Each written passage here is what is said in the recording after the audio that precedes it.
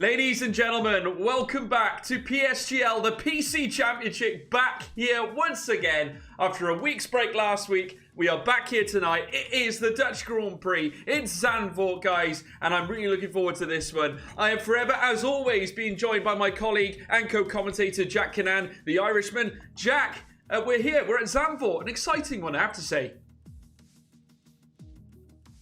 We seem to be missing Jack.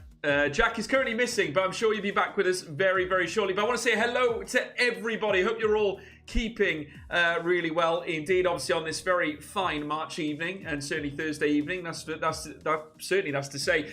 Just to currently go through the current situation though, folks. A lot of changes here tonight. A few drivers that have come in. Barry Burman not competing here tonight, but we have got the return of Jarno Opmeer. Danny Moreno's here as well. Philip Presneder bidding to become championship leader if he can secure the points he needs tonight. Obviously, after a very exceptional race win at Spa, Philip Presneder will be doing all he can in order to garner a positive result here tonight. Obviously, plenty of names here across the grid that can very easily tip the balance. Dario Emulio. I'm going to try and get Emulo. I think that's how you pronounce his name. Do apologise there, Dario. Obviously, he's coming in tonight, and his fellow Shazoo counterpart, Yari, is here as well. Obviously, a few new names here that you might not have heard before, but names you might have crossed paths with in the past. But I'm sure we'll look forward to seeing what these guys can do. I'm just seeing the guys in the chat now. Andrew Chung is in the chat. Jens Veen is here too. Wout Veriest is here too as well. Evening to all of you. Thank you ever so much for joining us here this evening. Obviously, if you're in the chat and you want to come and say hello, you're more than welcome. We're very, very keen to understand our audience here at PSGL, and we hope you've all been enjoying the championship as things have unfolded. It's been absolutely exceptional, and we're hoping to bring you yet another classic race. We are joined, of course, by the likes of Lewis Welch, of course, driving for the Alfa Romeo team now. I can see now Andrew Chung there, sporting Huaney there as well, pronouncing it through the chat. Just going through the names now.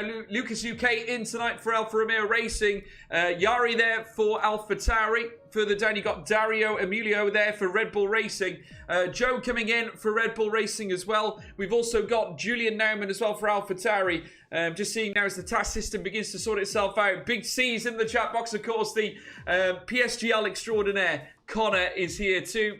Looking further down, Ruben Vallejo is in the Racing Point tonight. Jarno Opmeer, the Flying Dutchman, back again for Mercedes. Looking further down, Floris Viers in for Haas, as well as Jorge Albarola in for Alfa Romeo. Dylan Warren back for Racing Point. Of course, he's very much a fan favourite, should I say. Simon Shooter for McLaren, he's in too. Alvaro Carreton comes in for the Williams team, as well as Alessio Di Capua, who makes a return to PC League Racing here at PSGL, and he's going to be sporting the Williams colours alongside Alvaro Carreton. Huaney, of course, the man that we're all chanting for in the Renault tonight. Shazoo, very well represented tonight here in the PC Championship. Philip Presneder, of course, the Ferrari man, currently in the Prancing Horse box seat. Fabrizio Donoso in the Renault. Looking further down, Tom Martinez, Tom 97 in the Ferrari as well. Simon Weigang joining Floris Viers in the Haas as well. We've got plenty of stupendous names in this group. It's going to be absolutely exquisite. I'm going to check in now. See if Jack's made a return. Jack, are you with us?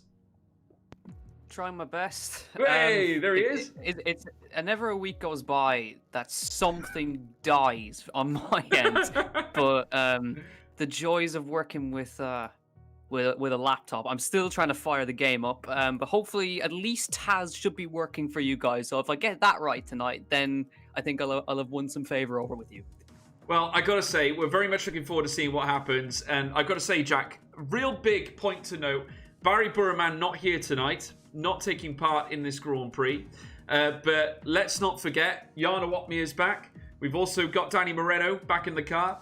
Philip Presneder looking to tip the balance and take the top of the table, which he could do tonight if results go his way. But we've got many others as well. Alvaro Carreton, Simon Weigang, Fabrizio Donoso, plenty of top-end drivers to fit the billing. And also further down, you've got obviously Dylan Warren, who's been lighting things up lately. Alessio Di Capua, who comes in and jumps into PSGL PC Championship tonight. Tom Martinez, who's been impressive. But also some new names coming through as well. And I got to say, one of the more notable ones, Dario Emulio as well. as well as Yari Fitz, who seems to have a lot of support in the chat as well from his counterparts. It must be Julius van Iperen. Apologies again if I get that name wrong. Pizza Backer as well. And I have to say, they all seem to think that these young talents coming through on the grid seem to be tall prospects.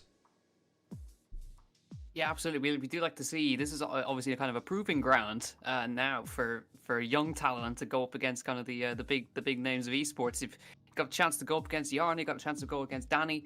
So it really is a perfect opportunity for everybody to have a go against some of the best in the business. But yeah, it could be a big day for Preshnader, of course. Barry's not here, so he could have a chance to tip the championship in his favor and lead the next round. Absolutely, and it'll be all... Wow, it's going to be very exciting, folks. I cannot wait to see it. And I've got to say, I like the idea of Zandvoort, and I can tell you there's one man who loves Zandvoort. He really did show his class back when he was racing on a real-life circuit. In real life, he loved Zandvoort. Jarno Wotmeijer, of course, I'm talking about, of course. This is his home Grand Prix at Zandvoort. He loves the circuit. Surely, on a simulator, that's going to be no different. Are we going to see Jarno Wotmeijer take his first win of the season? Because bear in mind, we've already come so many races in. This is the 5th race here this evening, Jack. And Jarno Wotmeijer yet to win a Grand Prix. Barry Burman has beaten him to the punch twice. Can we see Jarno Wotmeijer do the business here tonight? I will say, actually, the second one, I would say Philip Preshnader did the business. Yeah, it could be... I think Jarno's really going to want to win here. It's obviously it's his home race, so he'll want to definitely get one in the bag. But yeah, he's got some stiff competition though, because you've got the likes of Alessio Di Capo, who's incredibly fast in qualifying. But we'll have to wait and see whether that's going to translate into the race. But he is very fast nonetheless. And the thing about Zandvoort is it's a very hard track to overtake on.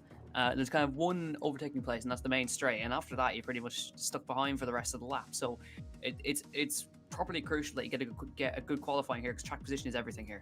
It is, absolutely. I mean, the Zandvoort, you have everything. It's a narrow circuit as well. Very, very tricky to overtake going into the likes of Sector 2. Obviously, I'd say the main overtaking opportunities are going to be down the main straight. But then when you're heading around the initial sector, of course, you've got those very tight, twisty bends. It's very easy to lose the car. So while you might not overtake people in a conventional sense, there is a lot of proximity for errors going around Sector 1, of course. If you hit the curbs are slightly raised. Very easy to touch them and send your car into oblivion. But if you can keep all 4 wheels on the track, you have an excellent opportunity to make up some ground. You have DRS straights heading down the main straight, and there's also another one heading down to the small chicane going into Sector 3. So are we expecting to see those 2 areas as being the main points for attacks on this track here tonight?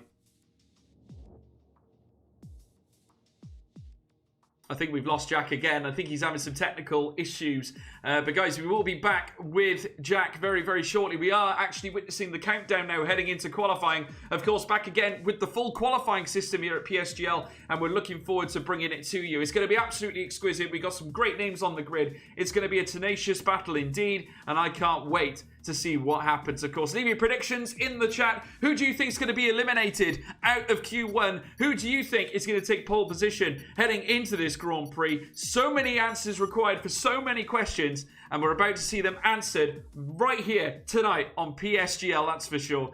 And I have to say, it's the very question mark, the very matter of fact that we're even having to think about matters like this that builds up the tension. We're already seeing OG, it's Joe, Big C, Connor coming out with Joe getting a P20. I'm sure that he's probably looking to perhaps do a little bit more than that, I'm sure. But lots of talent on this grid. And like I say, no F1 race is simple by any stretch of the imagination. So we will have to see what happens, obviously, now as we head into qualifying. It's going to be absolutely thrilling, folks. I personally cannot wait.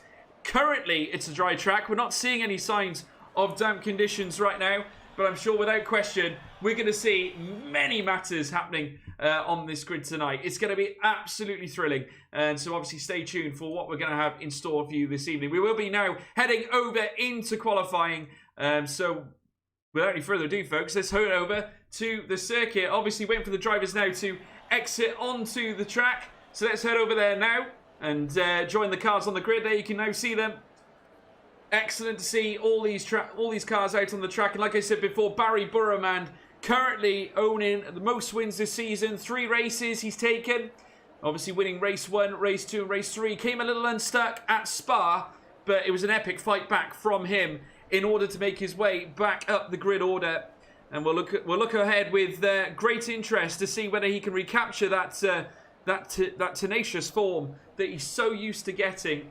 As we now witness an AlphaTauri coming out onto the track. And that, of course, we will check. And as to who that is, that could be Julian Naumann or Kyle Mitchell. We will double check with him. In fact, I think we've got a few others that are stepping out into the track tonight. And we'll keep you up to date, obviously, with the new names as we filter through. In comes the Renault. As you can see, the timer now ticking in the top left, folks. As we now run on board. You can see now the Inters being donned. And obviously, that is to save a set of tyres here in the initial stages of qualifying. Obviously, you want to have as many tools at your disposal as possible. That is, of course, Fabrizio Donoso out on track. Very used to controlling the car with Inters. As he now rounds, certainly, out of Hugenholtz. That corner, tenacious corner indeed. You headed around the Hunzerug, down to Rob Slotmaker through turn 7, down to Schlebiak. And very soon he'll be making his way down towards turn 9, that being the Marlborough Bocht as well. There's plenty of dangerous corners, as we have discussed, folks. Of course, these series of bends can be so devilish. You put one foot wrong, it can land you in major trouble instantly. An interesting track fact about this particular circuit, because we've had no Formula 1 race since its grand reopening. Of course, the current lap record is held by Mike Cantillon, who did it in the Williams FW07 in 2020. And that was a historic Formula 1 occasion. He actually set a 1:31.977. And I imagine we'll see a lot of differences in the time gaps here this time, as we now witness Fabrizio Donoso heading around the Arrie Ludiendicht and immediately dives into the pit lane. Obviously, he's not going to be setting fast laps on the Inters, but as you can now see, Alberola just drifting that car around the bend there, trying to keep things under control, which he certainly does. There's Martinez doing the same thing as well. You'd imagine a lot of these guys will keep their, well, certainly try and post some faster laps on quicker, slick tyres. There's Halat. He's come to join us this evening. Obviously, another reserve that's come to join the PSGL grid. We'll have to see how he gets on as well. As we can now see Dario Emilio there on the intermediate tyres. Emilio, of course, stepping into the Red Bull this weekend. And certainly wants to try and do his best alongside his teammate Domenico Lavecce. Be very interesting to see how Red Bull get on tonight. Of course, Joe Hansen joining him this evening. Obviously, like anything here in sim racing, certainly here at PSGL is no different. A lot of these drivers committing to other things. Certainly the PSGL grid is lit up with great talents from drivers that take part in the Challenger Series and that in the Real F1 Esports Championship. Of course, we've seen Jarno Watmere competing in Formula E as well, as we now witness Dylan Warren trying to negotiate his way on intermediate tyres as well. You'll see a lot of this in Q1, folks. This is how they get the... certainly just try and find their... just sort of find their bearings around a track like Zandvoort. Can be particularly treacherous as now Dylan Warren makes his way across the line. And that's a 1:21.250 for the initial stages. Of course, his time's getting pipped already. And as we work our way through qualifying, you'd imagine when we get the slicks on board, which Alvaro Caraton has just pipped him, in fact, by a good 1.5 seconds. Absolutely tremendous stuff. And I've got to say, very interesting to see these tyres out on grid. Jack Cannan, are you back with us? Still no sign of Jack Cannan, folks. Hopefully he'll be back with us very, very shortly. Obviously, our resident Irish co-commentator not quite with us just yet. A couple of technical difficulties he seems to be facing at this moment, but I'm sure we'll hear off him very, very shortly. But Alvaro Caraton leading the charge at the moment, albeit on intermediate tyres. It won't be long before we start seeing the slicks come out into fruition as well, folks. We'll be able to keep you up to date with everything going on. Dario Emilio and instantly responds with a 1:19.821 again on Inters. And only just pips Alvaro Caraton, so it's extraordinarily close between those two at this moment in time. As he now rounds that tenacious bend at Hugenholtz. The Hugenholtz corner, heading round the Hunzerug, and now the Rob Slotmaker. Now round turn 7 into Schlebiak.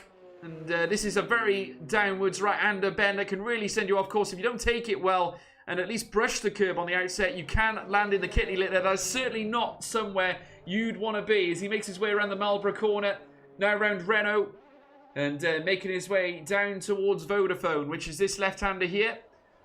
And very shortly he'll power out, head down the straight. This is where DRS will become active. And certainly we'll witness this a few times throughout the race, I'm sure, when we start to see the overtakes come into fruition, as he now makes his way around what will be the next series of chicanes. That, of course, being turns 12 and 13 very shortly. And now heading round the Kumo box, the Kumo corner. And now around turn 15 to head down the home straight. And Dario Emulo dives into the pit lane instantly. We're now literally waiting now for the drivers to start setting their competitive lap times. Alessio Di Capua, another one now out on intermediates. Of course, now back into the PC side of things, of course. And it'd be very interesting to see how Di Capua will get on here today as he makes his way down towards the next chicane. Of course, very tight this one. And no doubt you have to take it steady, certainly in dry conditions when you've got intermediate tyres on. It certainly is not ideal. Heading around this next right. And we'll take the final bend, which again is a tricky one. You can very easily catch the grass on this bend, and that can easily send you into obscurity now, as he now sends his way into the pit lane. And now we're seeing Fabrizio Donoso out on a flying lap. So let's see what Donoso can do here. We'll keep an eye on him with the halo graphic, which has popped up just now. He's making his way around the next right, heading around this next swinging left. And this, of course, being the Vodafone corner. Heading down the stretch now, DRS becomes active for Donoso. Heads down the stretch.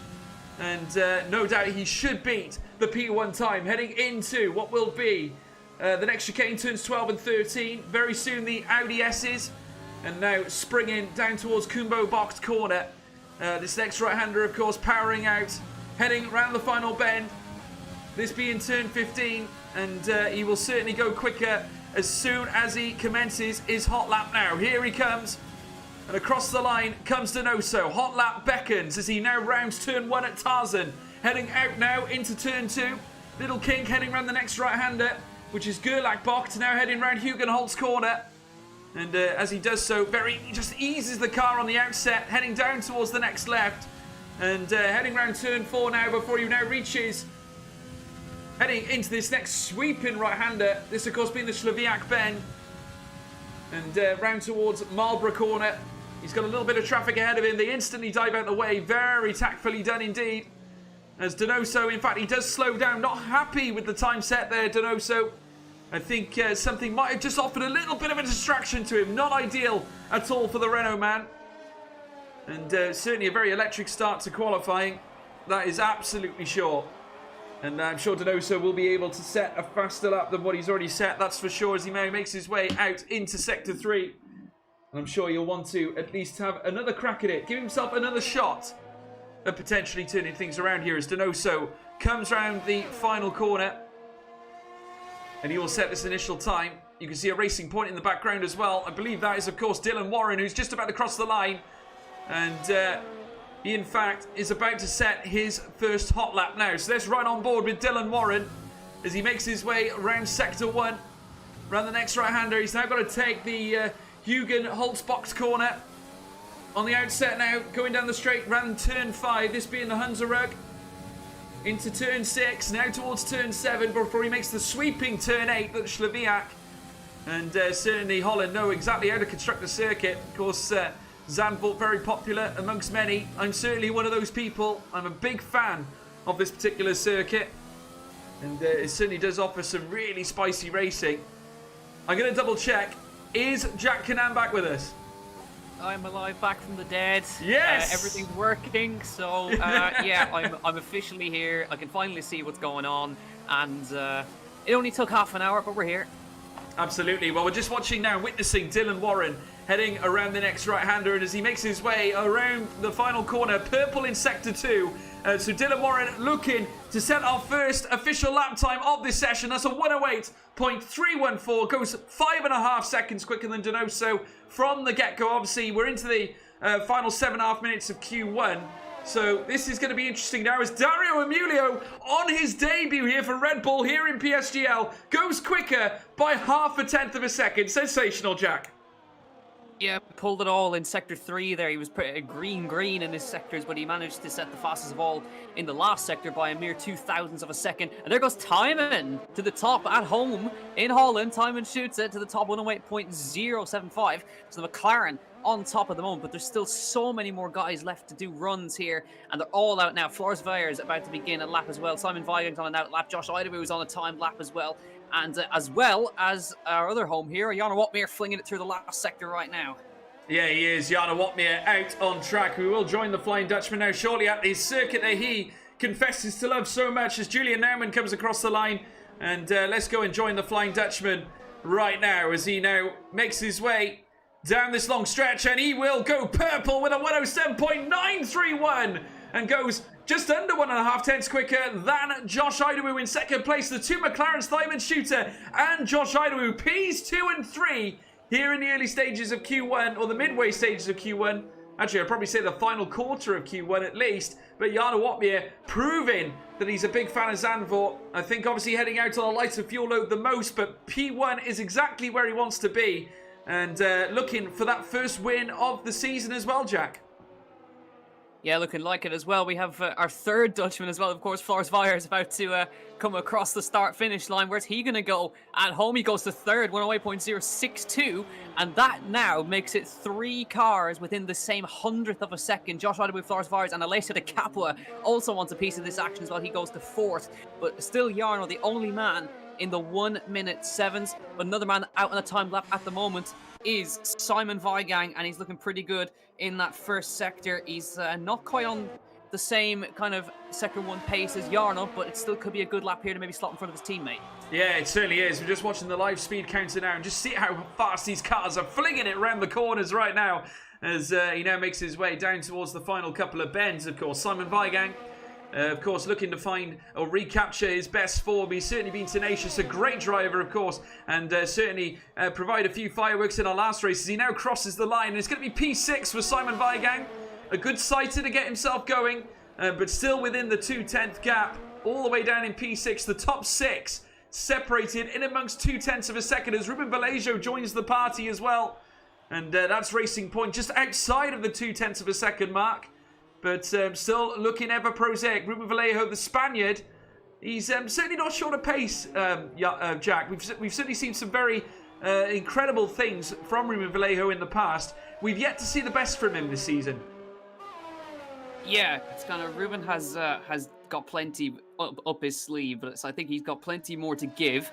But I'm admiring how close this qualifying is at the moment. An improvement of 1/10 of a second would rocket people up at least 5 positions. For example, Simon Weigang, P6 on a 108.10. If he improved by less than 1/10, he'd be up to third, as Alvaro Caraton sneaks into second, 107.999. So he has done a 107 but he is in P2 at the moment, just a couple of hundreds now, behind Jarno Watmere. So the only other man who's made it into the 1 minute 7s.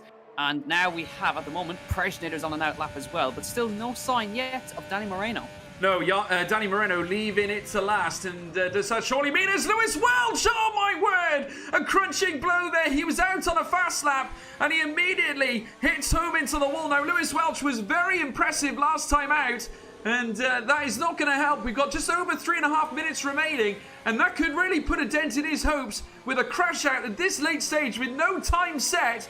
He could well be a favourite for elimination, Jack. But he has to rush back to the pit lane now, get a front wing on and come straight back out. But now he's going to end up using an extra set of tyres, which is not what he wanted to do. He's got one of the Renaults coming up behind him as well. That is Donoso, who seems to be on a timed lap at the moment. Donoso is also in danger of being knocked out as well. He's done a personal best in the middle sector, gets out of shape as he comes through the banked corner right now, heads towards the start-finish line. It is going to be enough to be top 10, I reckon, for Donoso. He goes across the line. It is P9 for Donoso. So at the moment, he is safe. But that's kind of an understatement. That's a bit of an overstatement that he's safe, because there's still plenty that can improve behind him. But yeah, Lewis is going to have to come in, get a new front wing on, come straight back out. So we'll have to wait and see how he does that. Tom Martinez also on a lap at the moment as well. And we're now waiting for basically everyone outside the top 10 has come out. No sign of the top 8 to come out, though. They think they're safe. Absolutely. Well, Alvaro Caraton being boxed now as we speak. So's Lewis Welch. There you can see him in the garage. And we're just keeping an eye on track now because we are also seeing Philip Prejnader currently out and about as well. He's gone purple in Sector 1 and green in Sector 2. Let's see what he can say, or is he going to decide a box? No, he's going to try and nail a good fast lap time. Crosses the line in P3, just over the 108s, but within a tenth of a second. And certainly that will certainly see him through for Q1. Sensational stuff there. Caraton happy with his. He's already retired from the session, as we heard before. Yana Watmere top in the billing. A one lap that assured his future here out on track. Lewis Welch back out on the circuit now as well. Still no sign of Moreno, Jack. Now, is he having some technical issues, or is that a tactical ploy? I can't imagine that being a tactic that would really work out for him at this stage. No, I reckon this is a technical problem for Danny Moreno because still no sign of him. He's only got about 20 seconds before if he can make it out to do a lap around here. If he's not out, then it's unfortunately it's going to be no qualifying for him. Dylan Warren, by the way, P4 just slotted in there ahead of Josh Idawu, but this qualifying is so close. This is what's great about Zandvoort, is any small improvement can rocket you up the timing sheets. And now we're in the business end to see who's going to get knocked out. But at this rate, I don't think Danny is going to qualify. It seems like we're going to be having him start from last, unless he can rush out of the garage now. But no, time's ticked over. Danny Moreno will be starting last. Yeah, Danny Moreno out of qualifying, folks. That is your big story here in the early stages of this PSGL Zandvoort GP. Of course, we're only in the qualification stages, and Danny Moreno, Mercedes, will be starting from the back of the grid.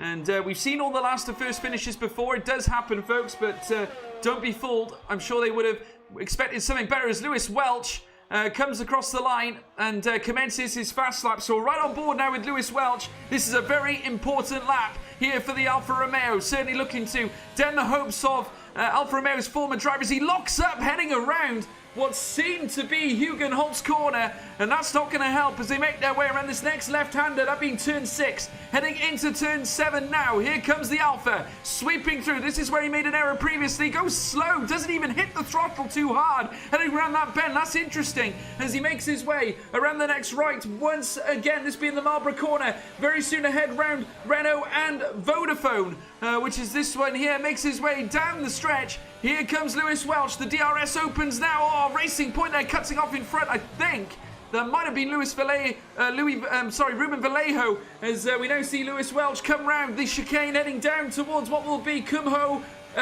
corner.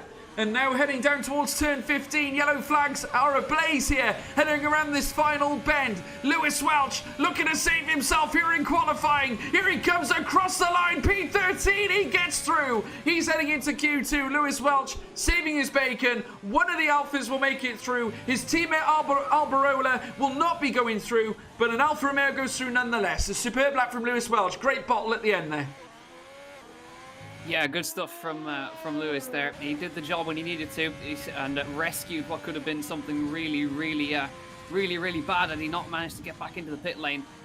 We're just waiting now for one car to get across the line. That'll be the P19 car of Antonio Halat. So he's waiting for him to get across the start finish. He's not going to set a representative time. So that's going to be it for Q1. Jarno Watmere the fastest at home. And it's, we're kind of preempting it a bit here, but if Jarno manages to get pole, then the entire grid is going to be in a Mercedes sandwich.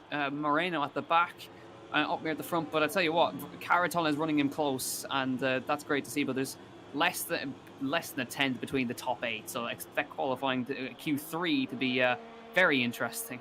No, absolutely, and you can now see Hugh Haney's car being wheeled into the garage, and absolutely incredible stuff here. Obviously already drama. I think the major news to report here, Jack, is obviously the fact that Danny Moreno will not be featuring in Q2 or Q3 for that matter. And surely that's big points for Mercedes that has gone missing. But Jarno Watmere, the story, the Dutchman, the Flying Dutchman, back on P1 yet again for Mercedes. 1:07.931 the time. Alvaro Caraton in P2, sorry. Philip Prejnader P3. Dylan Warren P4. An exceptional qualifying session for Dylan Warren. Josh Idawu in P5. Florispheres in P6, Alessio Di Capua in P7, Thyman Shooter P8, Simon Weigang P9, Dario Mulio there in P10, Ruben Vallejo P11, Fabrizio Donoso P12, Lewis Welch P13, Tom Martinez P14, Julian Naumann P15, Joe in P16,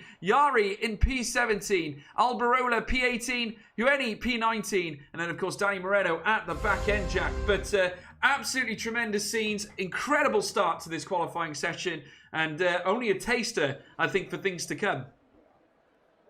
Certainly is. Now Q2, of course, all be about being in the top 10, and you got to now got to be thinking about your race strategy as on top of that as well.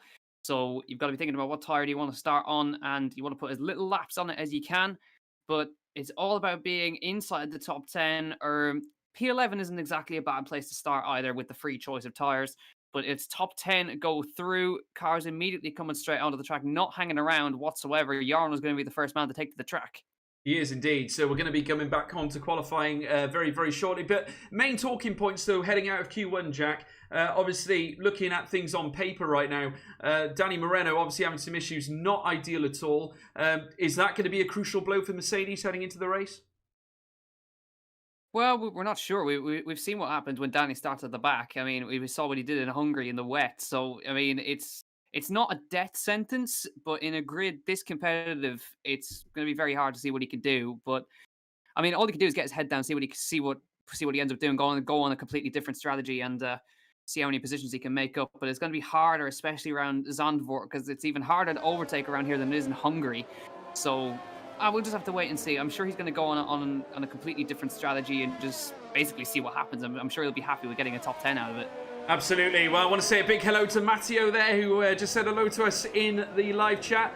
Just want to say a big thank you to everyone for all your support here today. Kieran Scholes, thank you ever so much for your support as well. Many others as well. And I hope you're all enjoying this qualifying session now, as we now witness Fabrizio Donoso heading out on track. And Jan Watmir, as you quite rightly say as well, Jack, also out on the lap. He's in fact ahead of Donoso.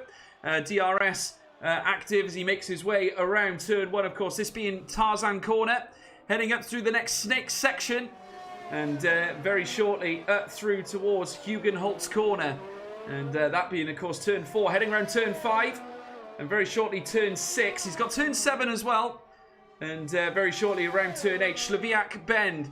And Otmir is so experienced around this circuit, the Flying Dutchman, who's looking to get himself back in the mix here. Purple in Sector 1, no question. Obviously, he's the first out on track, but knowing the Flying Dutchman all too well, Jack, that is a colour we're very used to seeing with this man. Certainly is. Good point to make as well. Obviously, Barry Borman is missing, so this is going to be the first round that we're not going to have Barry on pole. We're going to have a new pole sitter here in Zandvoort, but wonder who it's going to be. It's going to be the question, but right now, Jarno's looking pretty strong, very strong. In fact, he's about to fling through this last corner, which of course repurposed for the Grand Prix. That didn't happen, of course. Through the banked curve, keeps it tight to the right, and then glue it to the pit wall nearly as you come down here. It's going to be, the benchmark is going to be a 107.973. It's only 100th off his time from the previous session. Very, very consistent. Immediately into the 107s. Pressinated responds to the woman at 8.082.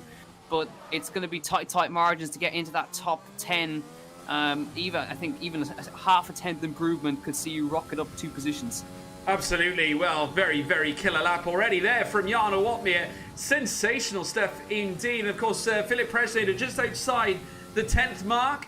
But I got to say, excellent stuff indeed from the Flying Dutchman, following on from his superb efforts in the past. Philip Presnader as well in the mix, who's looking to grab top spot in the championship.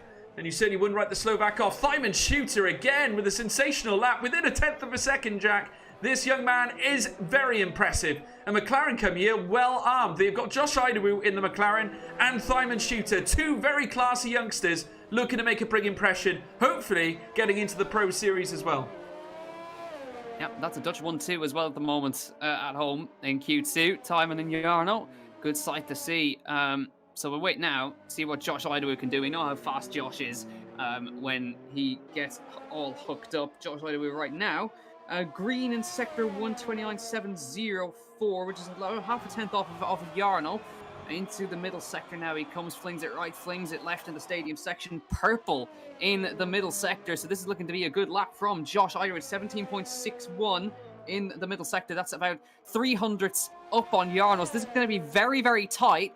But let's see if he can displace Jarno Watmere across the line right now. The answer is not quite. By 1,000th of a second, Josh Idawu misses out on taking that fastest time, but he's running him close. Yeah, the Welshman, got to say, got very close indeed. But McLaren are parked currently on Ps2 and 3 here in Q2. Absolutely brilliant stuff there from the McLaren team. And Josh Idawu will be delighted with that performance. And I'm sure his teammate, Thyman Shooter, will also be patting him on the back after that one. Both McLarens currently in the top 3, which is sensational. But Caraton there, from the death there, managed to scoop it through. The Williams within 1/10 of a second. The top 4 within 1/10 of a second, Jack. Sensational stuff.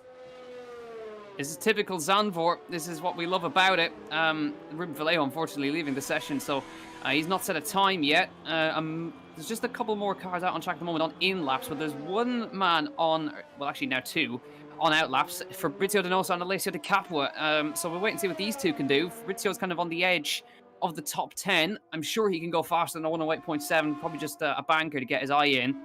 And we know how fast Alessio Di Capua is when he hooks everything together. So we'll wait and see what he can do in the Williams. But right now, it's Otmir and Idawu by 0.001 of a second. Up at the top, Alvaro Caraton splitting the McLarens in 3rd. Thyman Shooter is 4th. And Prejnader is 5th.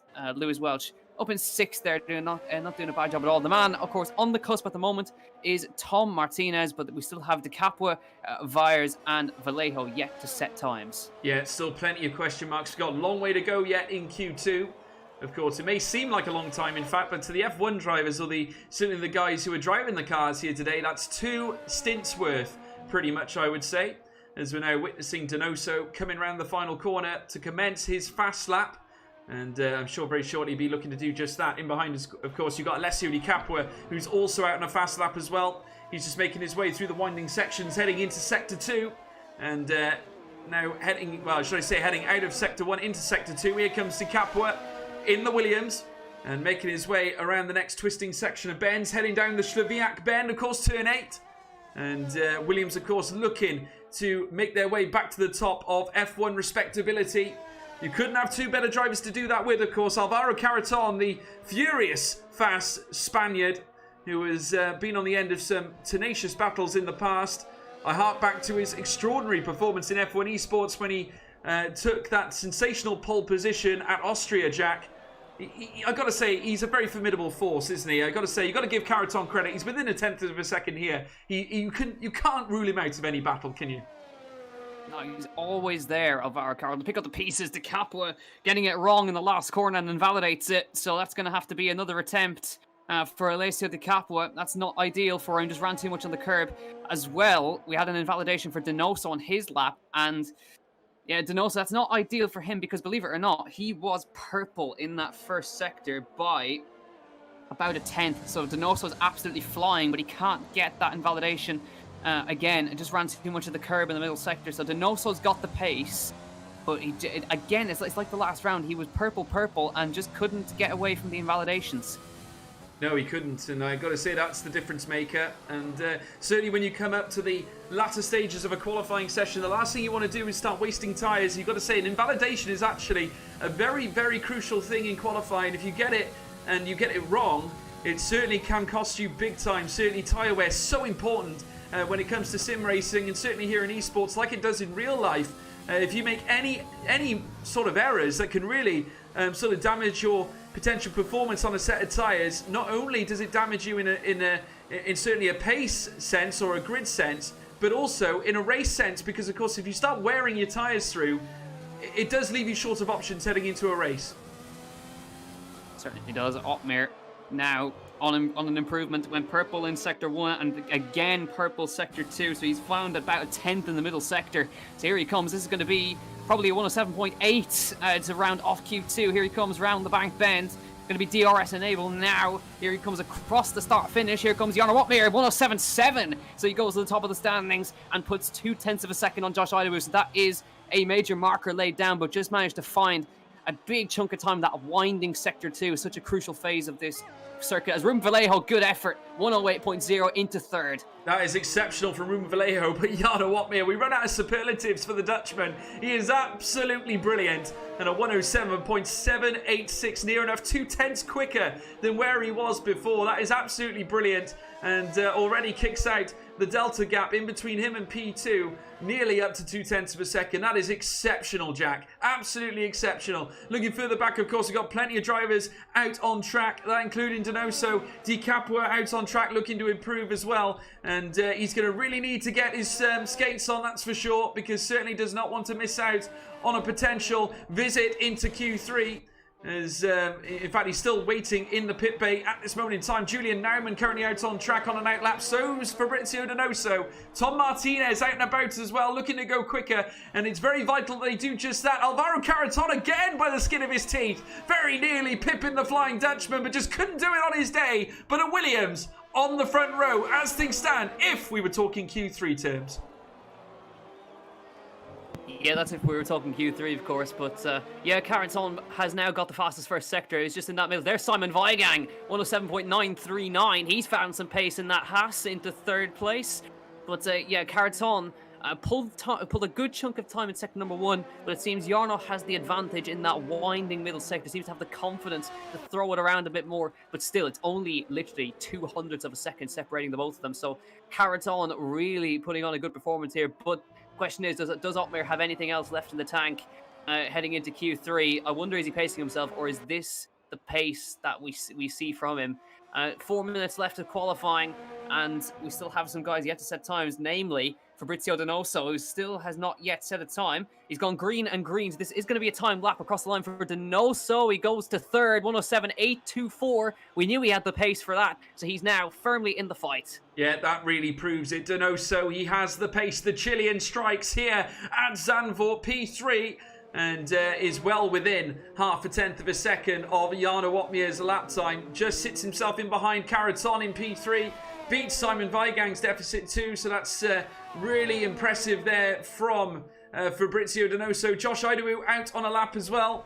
And as we look out onto track, we can see Tom Martinez, who is yet to try and break the deadlock. He's currently in P13. He's on a slow lap. He obviously, I think he was about 0.5 second up on his previous time, or sorry, above where he should be. And in fact, did invalidate on his way through, but obviously it's not going to matter. It wouldn't have worked out for him. Julian Naumann, currently in P12, looking to get out of jail with a well-timed lap, but gets it wrong slightly and rubs up a little bit of the turf there, heading in through towards the latter sector. Very soon as they make their way down the back end of this straight, they will enter sector 3 proper. Julian Naumann, who's already 1.1 above his delta, that is not going to help the AlphaTauri, and with only minimal minutes remaining, just under, or just over, should I say, 2 minutes 30 to go. And it certainly is squeaky bum time, as Flores Valles is also out on an outlap, Jack. Yeah, Flores has had a few invalidations, so he needs to get his act together, get himself inside that top 10. We know he's got the pace for it, so we'll see if we can get most of our Dutch drivers into the top 10 at home. We've got Jarno, we've got Flores, and we've got Timon, who are all in that top 10 at the moment. So we'll see if they can hang on for that. We've got some who were knocked out in Q1, but here comes Flores now, about to begin his lap. And this is probably, George, the only attempt he's going to get. If he wants to try again, he's going to put some extra unnecessary wear on those soft tyres. Absolutely. He's making his way down towards turn 1 now. This being Tarzan corner. And you want to hug a lot of the inset, as Flores has quite rightly done as well. Heading up through the Gerlach corner. Heading through now towards Hugenholtz corner. And as he does make his way around, heading down towards turn 5 at the Hunzerug. And then out to the Rob Schlottmaker. Round towards turn 7, down towards Sloviak Bend at turn 8. And the Haskar looking to do the business here today. Obviously, Floris Veer is looking to join his compatriot, the Flying Dutchman, Jarno Watmere. And his Dutch compatriots currently into Q3 as we speak, as we're now seeing Veers now making his way around Vodafone. And down past the DRS straight now, activates it, heads down towards the chicane. Very vital to get this one right, heading into turns 12 and 13. Takes a lot of the curve on the inset. This looks respectable here from Floris Veers as he makes his way on the outside, heading down towards the next right.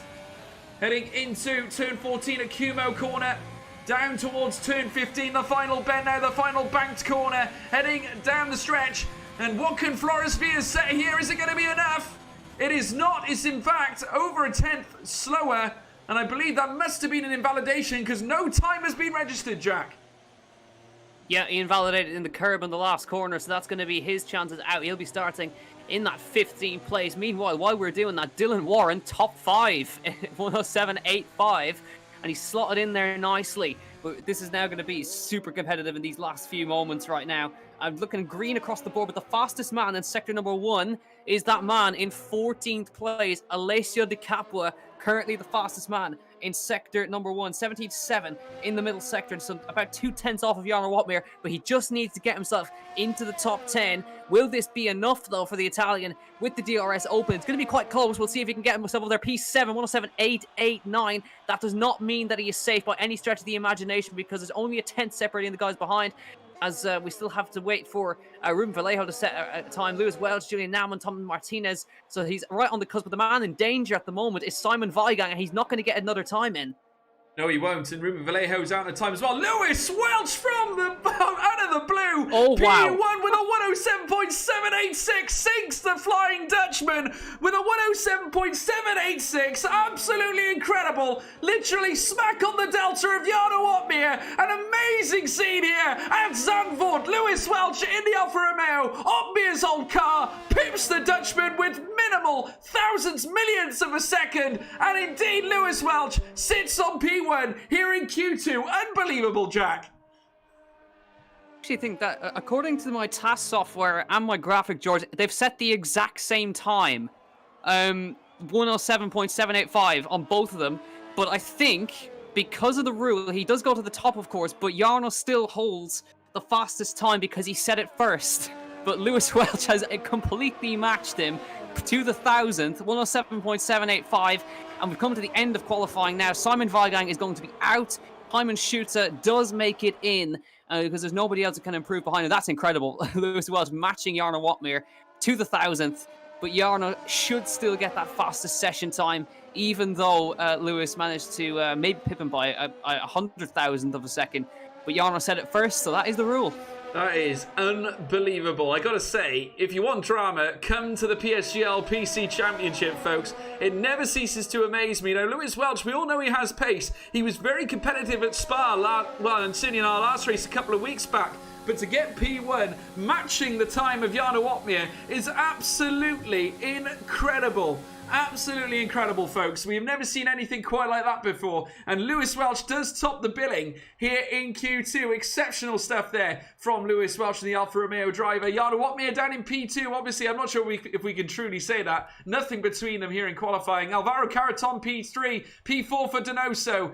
Idawu in P5. Warren P6. Predator P7. Dario Emilio in P8. Alessio Di Capua P9. Simon Schutter P10 and eliminated as Simon Weigang, Ruben Vallejo, Tom Martinez, Julian Naumann, and Flores Vias, Jack. What do we say about that? That was drama at its best. An extra bit as well.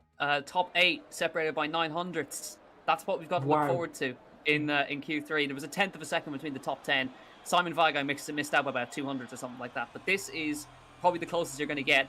Technically speaking, I know Lewis is going to hold that over us forever that he went fastest in Q2, but it shouldn't have put him to the top. But, I mean, the game does what it does, so he could maybe say that he has the fastest session time. But technically, under the FIA rules, it should be Jarno with the fastest time, but the record will show Lewis. Well, how much would you like to bet that he's going to screen grab that off the stream and display it on his Twitter feed? I am without question. Be his background. It's going to be his background. Yes, he beat the Flying Dutchman Jarno Watmir here at PSGL. Of course, he's very competitive, Lewis Welch, and he is actually very, very quick. So I think he deserves a lot of credit. Anyway, I mean, we see him at Spa last time out, and he was extremely competitive. He was battling with the likes of Philip Predator, Jarno Watmir. He was in the mix against the likes of Simon Weigang as well. It was sensational to watch, and I think he deserves a lot more credit. I think. And once again, it would not surprise me if he gets some great points here for Alfa Romeo. Yeah, he's the only. He's obviously Barry is missing, so he's carrying the team leader role this week. So he's got to deliver, and he certainly does. And of course, he is on the pad as well, which is obviously something we like to mention. He's a pad player, which is obviously unusual within the PC scene. But I mean, he makes it work, and for now, he has the fastest session time of Q2. But now it's business end. It's now the shootout for pole position. Who's going to be, though? Because the times are so close, it's impossible to tell. And we've had a gap of literally nothing separating the drivers. So it's impossible to call who's going to get it. It could well be an outsider, but we'll wait and see who's going to get it. But it is a shootout of the very best in the business at the moment in this Q3. And as well, a great job by Dario as well on his debut, getting into Q3 in the Red Bull. Yeah, and incidentally to note as well, folks, there's only actually 2 teams, I believe, that have got both their drivers in Q3. That, of course, being the McLaren team and the Williams team. And I'm sure the Williams would be delighted to have that happen in real life, that's for sure. Obviously, Alvaro Carreton and Alessio Di Capua representing the British Williams team. And, of course, the other team being McLaren, of course. Both British teams, in fact. So, great for the UK-based teams, as we now witness Donoso heading around the final chicane, looking very quick indeed, very racy here in Q3. Of course, you haven't got a lot of time to mess about here in this final stage of qualifying, as we now witness Donoso about to head around the final corner. Invalidates getting just before the next right-hander. And that is not going to help Jack, and he's not going to be able to set a banker lap this time. But no doubt he'll go again, perhaps. Strap on a new set of tyres, but it will reduce his chances down to 1 time lap, which will be towards the end of this session.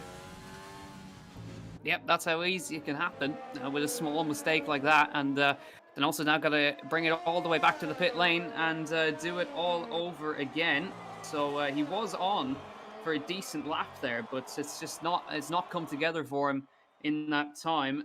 Currently now, at the moment, just looking at my sectors, fastest man at the moment, I believe, is Dylan Warren.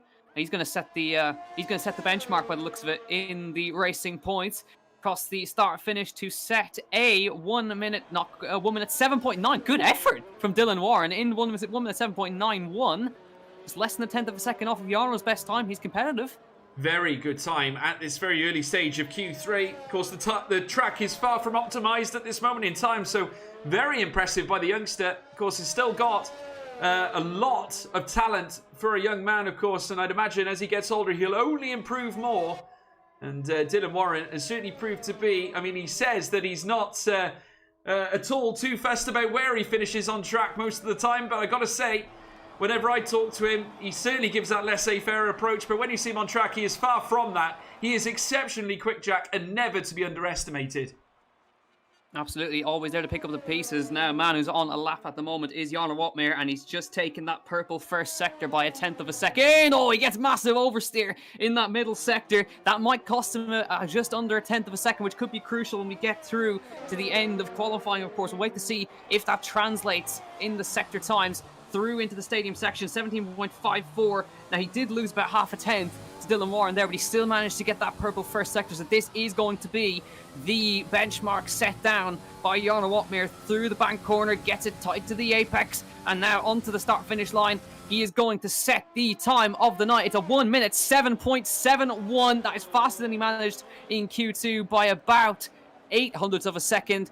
And time and shoot at the same time, 107.971. But Jarno Watmere 0.2, managing to find that in Sector 2 and Sector 3.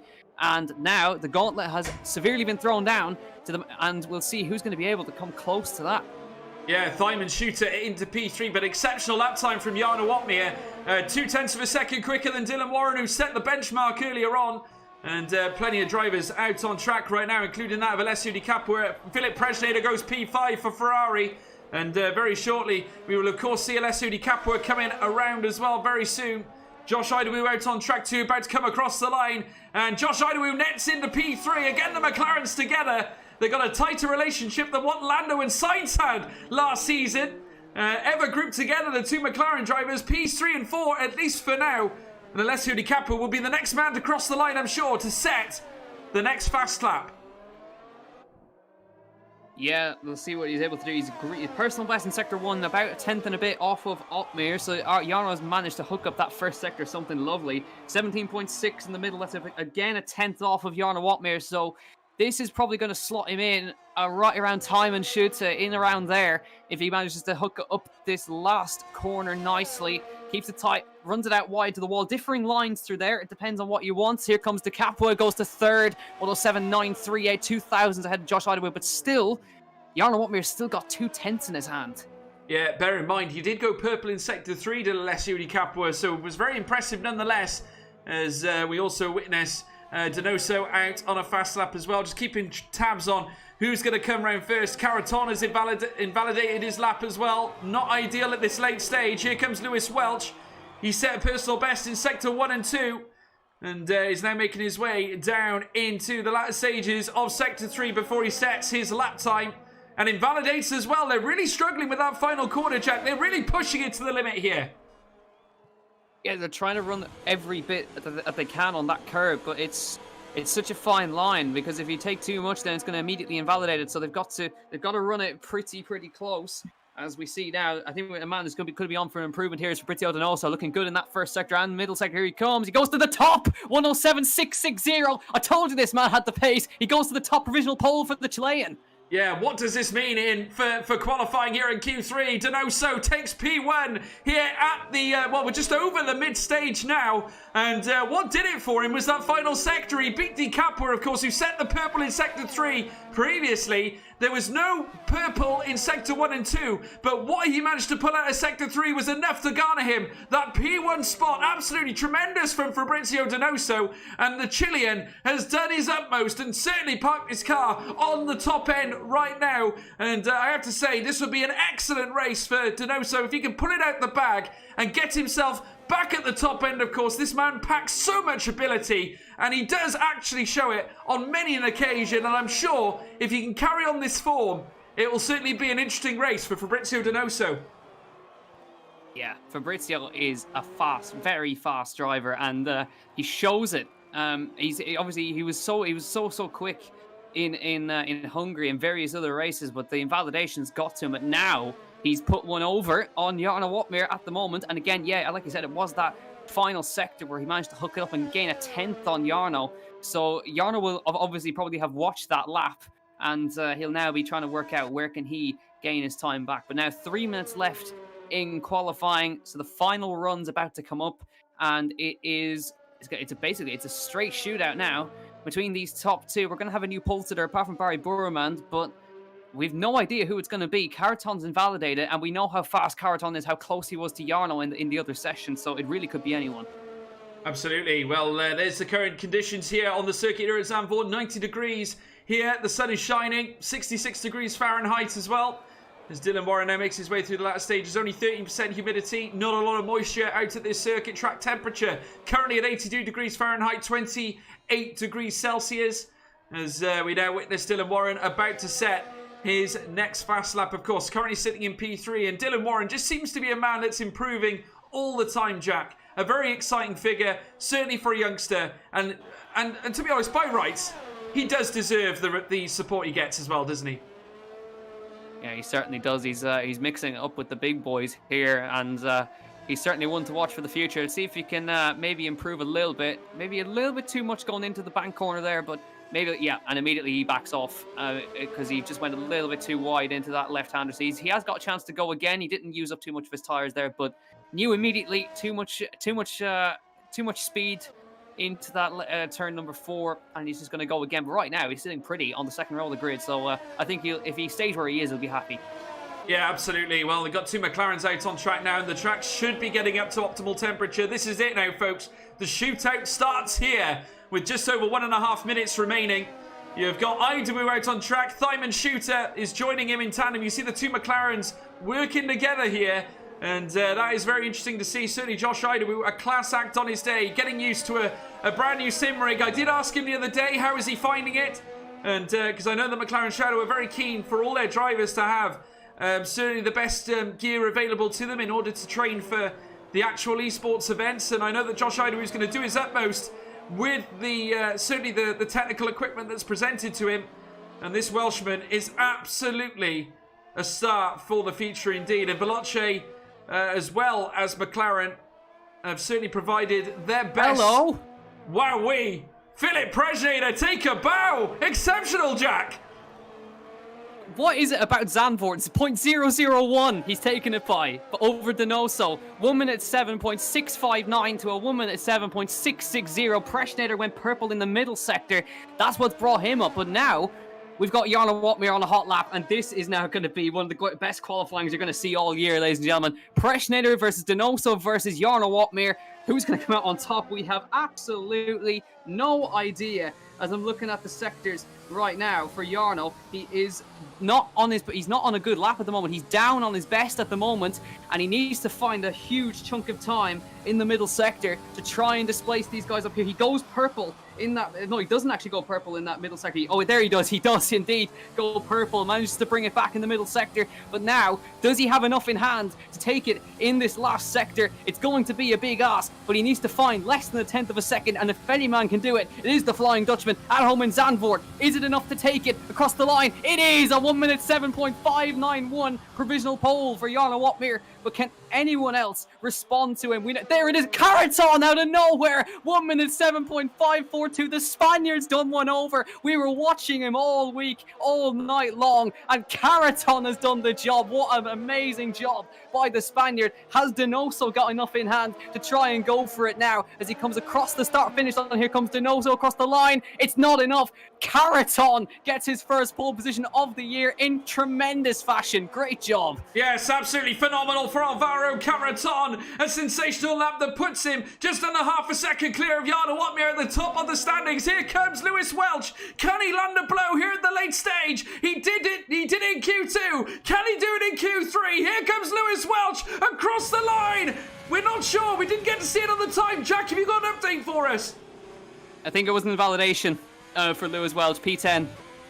So unfortunately for Lewis, didn't quite get the same thing that he did last night. It was actually a valid lap, but it just wasn't a good one. But look at that. Caraton by half a tenth over Jarno Watmir, and 3 thousandths between Otmir and Donoso. Preschnader is fourth, De Capua is fifth. Idawu, Warren, Timon Schutter, Dario, and Lewis Welch. Oh, what a Grand Prix we've got for you tonight. Oh, it's absolutely thrilling, Jack. And I really cannot wait for this one. I am going to ask, because it's that question, it's prediction time. Now, we've just seen Caraton. As we spoke about earlier, the Spaniard, he is no stranger to victories or pole positions or anything like that. Has he brought his A game here today? Is it a case that we're going to be calling a race win here for Alvaro Caraton? If he gets a clean start, I think we're going to see Caraton win it. It is going to be very close, but I think it's no more than he deserves for this season. He's always been so consistently there. So I think if he manages to get clean away, I think we're going to have Caraton for the victory. But that's a very audacious call, as I have absolutely no idea. The skies are pretty dark around Zandvoort, and I wouldn't put it past to have a little bit of rain at some point in this race. But we'll have to wait. That could be obviously a massive curveball when we head into it. But I mean, this is a great prospect we've got. We've got those three on the front row, and Preschnader's in there too. Let's not forget about Preschnader, last week's winner. He's just trying to make sure he goes into the next round in the lead of the championship. So he just needs to score some consistent points today. There's a lot on the line for Philip Preschnader. If he can get the points today, that will put him top of the championship. But there's a lot more that he's got to contest with here tonight, of course. Jarno Watmir in the mix, as well as Alvaro Caraton. Let's not forget the likes of Dylan Warren, who's in the mix, as well as, well, Timon Schutter, Josh Idawu, huge names, Challenger Series drivers, F1 esports drivers, folks. This is going to be a true test of strength, a true battle. Please leave your comments below as to who you think is going to take the P1 glory here today at Zandvoort. Who's going to win the Dutch Grand Prix? I can already see Tomate has said Jarno for the win. Looked further up, Matteo Caraton is super. Looking further up as well, big support for Alvaro Caraton. There's some support for Dylan Warren as well. The cult following is back here at Zandvoort here at PSGL. Donoso again with more support, and more support for Jarno. It's a very, very divisive group that we have here today, and we got a few names here. Yari, easy win for Yari. Thyman for the win, says Mattis. Certainly some special messages here. Tomate with Jarno as well. We've got Jarno there as well for Tio Loncharik as well. And I'll tell you what, it's a very divisive group we have in the live chat, Jack. But I've got to ask, I know you said Caraton. Are you absolutely certain? Do you think he's the man that's going to take it home?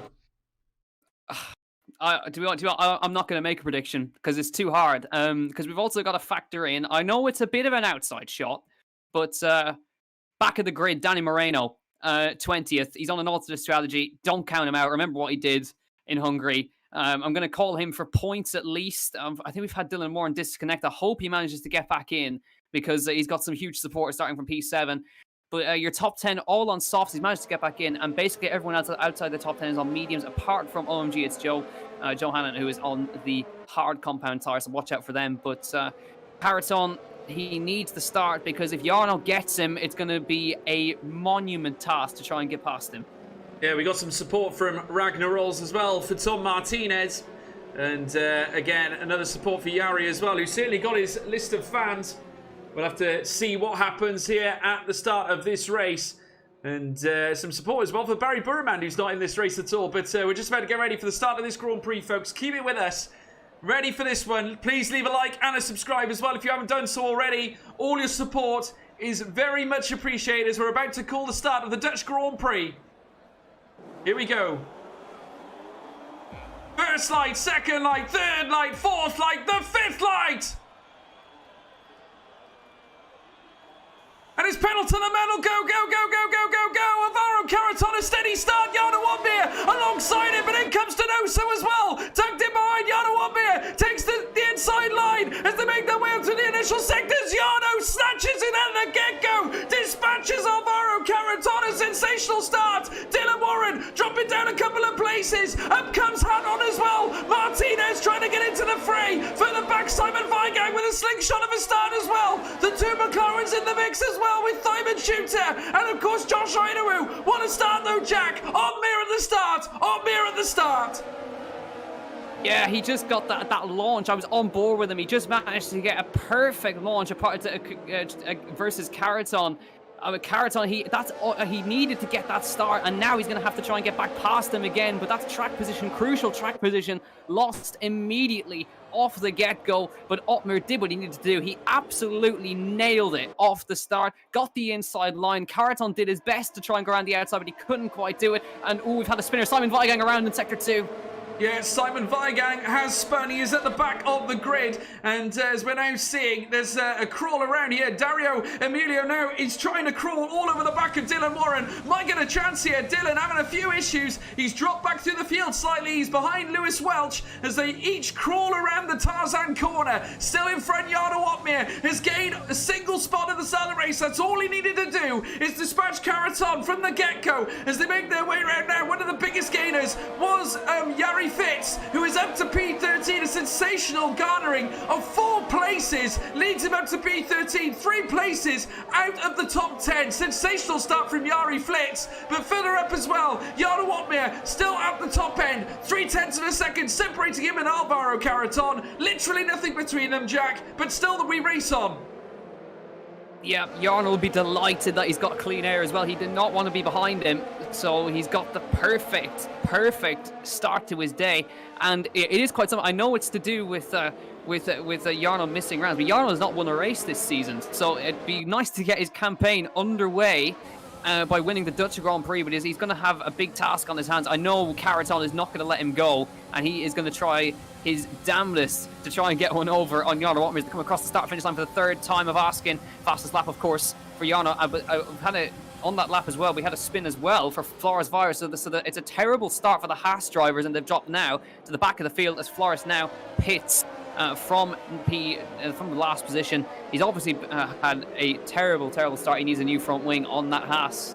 He does indeed, and we've got a battle up at the top end, of course. I mean, this battle, I mean, the differences between each of the cars is absolutely minimal here, Jack. And I got to say, it only takes one car to make a mistake before we see it all tumbling down. It's very much like dominoes here. But Dylan Warren, who's currently in the mix in P9, is under threat from Dario Iamulio, and also ahead of him, Lewis Welch as well. There's a very congested midfield, that's for sure. And a chance here as Ruben Vallejo goes for a very tenacious maneuver. They're on Julian Naumann, who drops down a few places. Not ideal at all for Julian Naumann, and he's finding himself now back into P14.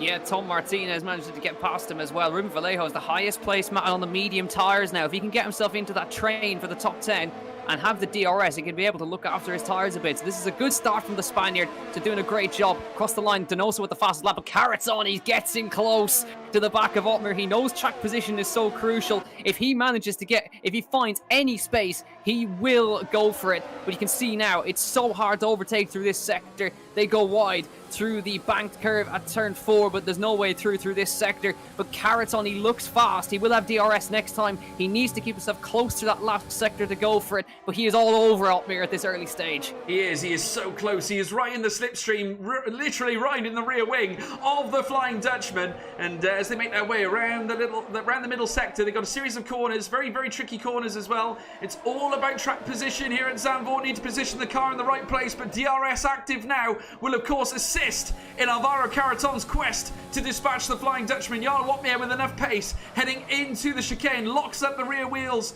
as he makes his way around the next left-hander now. Out of the chicane, heading into the double rights. And indeed, as you do so, you want to be careful not to rub off on any of the kidney litter on the left-hand side now. Is this going to be a chance for Carreton? He is getting so close. A lovely slingshot out of the final corner. And here comes the Spaniard, Alvaro Carreton, down the outside of Jarno Opmeer. Takes the corner on the inside. A sensational maneuver. Takes P1, or retakes P1, shall I say. It's P1 for the sensational Spaniard. Yeah, Otmar didn't do anything to fight that. Carreton used no overtake whatsoever, so he's comfortable, and he's now going to try and build a gap now. Otmar has got the looming figure of Fabrizio Donoso up his chuff right now, so Carreton's got the breathing space, but of course now Otmar will have the benefit of DRS.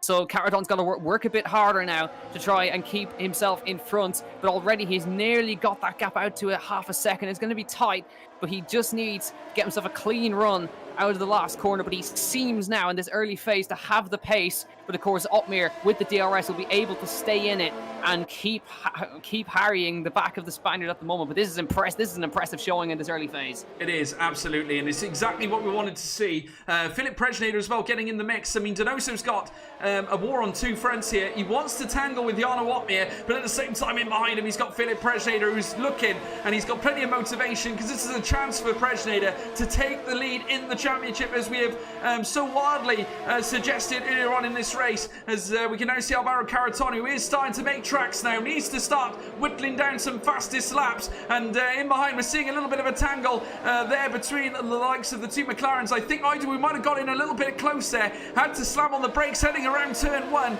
and therefore may have lost a little bit of ground. But as we're now seeing, Otmar and Donoso still tied up in each other's, certainly with each other right now as they round the next swinging right-hander, and as they do so, there's very little to separate them as they make their way around this middle sector. I gotta say, Jack, early showings, they've certainly have been very interesting to say the least, but like we said before, track position, so key around Zandvoort. Yeah, Carreton knew that as well. I'm surprised Otmar didn't defend a little bit more, but obviously if he started to defend, that would cost them so much time. He'd probably risk losing more position, so you've got to be thinking about the long term as well. The other man who seems to be putting pressure on the cars in front as well, De Capua in 5th. He's on the back of Prejnader, but I don't think he's going to be quite close enough to go for it this time. They're all in a big, long DRS train, which is, of course, what happens in Zandvoort. Down across the start finish onto lap number 7. Is there going to be any moves for anybody? No, it doesn't look like it. So there's going to be absolutely, basically, no overtakes unless somebody makes a mistake, because once you're in a DRS train, it's basically impossible to overtake unless you're a 1/10 of a second behind the person going into the last corner. Yeah, absolutely. We're just seeing that Alberola is in the pits. It's allowed Simon Weigang through. Danny Moreno is up to P19. Floris Villa is still struggling at the back. It has not been a good day for Haas F1 team, and they've got a lot of work to do to try and claw back the deficit. As we look further back, we can of course see the two McLarens still stationed together. They're trying to close on the back of Alessio Di Capua right now, working together, I think. But as we can now see, Philip Prejnader as well, looking to try and gather the pace to try and tackle Fabrizio Donoso. And you can just see they're all separated. The gaps are so thin I'd say thinner than a fly's eyelash, really, at this moment in time, Jack. There is a long tail of cars leading all the way back to P16. And I've got to say, it does open the doors for many potential overtakes as we make our way through this Grand Prix. Dylan Warren still in the mix as well. His teammate, Ruben Vallejo, who of course was in Q3 as well, has now made his way around. He's currently in P11, suffered a little bit in the early stages, but he's on the end of a fight back here and trying to garner his way through on Dario Iamulio. Yeah, he's just keeping himself in there. He's in a good spot right now, is Ruben, because he's got that DRS in front. He's not using any ERS. He's able to save it, looking after the tyres, and he will be, of course, in with a shot later on in this Grand Prix as we file through on lap number 8 of 36. I can see De Capua, look how close he is to the back of Preschnader up the hill, but he's not able to find a way through. But De Capua, I think, getting a bit impatient behind the Ferrari in front. We know how fast Alessio is, so we know if he finds some space, he'll certainly go for it. Yeah, we're riding on board with him now, and he's literally riding the rear of Philip Preschnader. Literally nothing separating them at the moment. And as they make their way down this long stretch now, well, at least the DRS straight, heading into the next chicane. Of course, they've all got DRS, and therefore there won't be any necessary changes as we make our way through the latter stages now, heading into the final sector. This is lap 8 of 36. It feels like it's flown by, Jack, absolutely flown by, as now witnessing De Capua trying to garner on the rear end of Philip Preschnader, looking for the potential move here for Jarno Watmir if he can get it done, as we can now see the gap beginning to hightail off. Jarno Watmir looking to do the business here against Alvaro Carreton, does not go for any moves this time, though he has closed the gap slightly on the Spaniard, currently in P1. It's going to be absolutely interesting, Jack. Still a long way to go. I wouldn't put your money on anyone at this stage. No, certainly not. I do think Jarno is beginning to size him up, though, but Donoso's watching him close. He's mirroring everything. He's actually closer to Jarno than Jarno is to Carreton at this moment in time. Over the top of the hill they come. Donoso's looking quick in that Renault. Good showing from him so far, but Jarno's certainly beginning to size up the Spaniard now. And if we see him go into overtake off that last corner, expect him to go for a move. But it'll probably be closer to the time that we're heading into the pit stop phase that we're going to see maybe some moves made, because the pit stop is going to be maybe even more crucial because of the narrowness of the track here. Through the last sector they come, and still very close between them. Otmir's close. If he can get a good exit, I reckon he might size up Carreton for a move here. A little dab of overtake as they come through the last corner. He's got the DRS, but is he using overtake? No, I don't think he's going to be quite close enough this time, but he's certainly sizing up that Spaniard in front of him. Yeah, well, this is a good chance for Otmir to save his ERS. Doesn't need to overdo it at this stage. We're still in the early stages. Lap 10 of 36. Heading up now around the next left-hander, this hairpin corner, the bank corner. And on the outset now, you can just see Jarno Watmir just watching and surveying every move that Alvaro Carreton makes. So now winding up through this early mid-section, heading around this very steep right-hander. And of course, you've got to be very careful with how you exit this bend as they now round the next right. And still Jarno Watmir still chasing Alvaro Carreton. Donoso in the midst as well. In behind, Philip Preschnader, as well as Alessio Di Capua, who's still in the mix too. And by the slimmest of margins as they make their way down towards the next chicane as such. And still leading is Alvaro Carreton. Lockups across this grid order, most notably from Carreton, as they make their way on the outset now. Might be a chance for Otmir if he can spot daylight in between him and the Spaniard as they come round out of the final corner now. You can now see the Dutchman, Jarno Watmir. He will have DRS this time. And a good quantity of ERS now as we now see Jarno Watmir heading down towards turn 1. Is he going to open the door? No, not this time. Alvaro Carreton with some stern defending, holding back the Flying Dutchman. But that is the first little attack we've seen since Carreton retook the lead. Yeah, Jarno was in overtake all the way down the main straight, but he couldn't get it done. So he's going to have to save up a little bit more and go again. Not ideal. He wanted to go for that a little bit earlier, but we had one man dive out of the DRS train and go onto hard tires. It was Timon Schulte. He's taken the initiative and he's gone for an undercut. Let's see if that works for him. So that's going to trigger pit stops in the middle of this battle as well, because he was in with his teammate, of course, Josh Idaway, on the back of this train. So we'll see now where Timon comes out relative to everyone else, but that's going to trigger the pit stop phase now for our top guys. But Jarno Watmir wasn't able to do it this time. Carreton's defending well, but You can see now Jarno's just getting closer to this middle sector now, and surely he's got it this time if he manages to get the exit out of this last corner. He's got 20% more ERS to use versus Carrots on.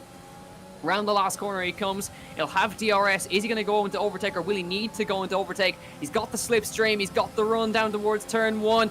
Carroton defends the inside. Where does Otmir go to? Outside line for Otmir. Tries to sling it around the outside. Carroton leaves him plenty of room on the outside. On the power. Otmir into overtake mode. He's got the inside for turn 4. He's done the job. Lovely overtake from Jarno Otmir. Such confidence in the car. And now he's done one over on Carroton with a spectacular overtake at turn 1. He has. That was absolutely brilliant from the Flying Dutchman. Tenacious, absolutely thrilling encounter between these two esports juggernauts. Alvaro Carreton reduced to P2, but the Flying Dutchman Jarno Otmir now on top spot. And indeed, that is why he is F1 Esports World Champion. Absolutely exquisite professionalism in abundance. And that will indeed allow the Black Arrow to hit the front, as we now witness Jarno Otmir heading down the next DRS straight before he reaches the next chicane. Alvaro Carreton once again clocking every move the Dutchman makes. Needs to now put his best defensive helmet on, but already Jarno springing a magnitude of a gap, just over 5.5 tenths of a second, and that is going to prove vital, certainly when we head into the pit stop phase. Yeah, just while that battle was going on, we had Preshnader peeling. There goes Otmir into the pit lane. He's going to go for the undercut on Carroton, so he got the track position. Now Carroton's got to push on. The two Williams stay out. De Capua and Carroton stay out.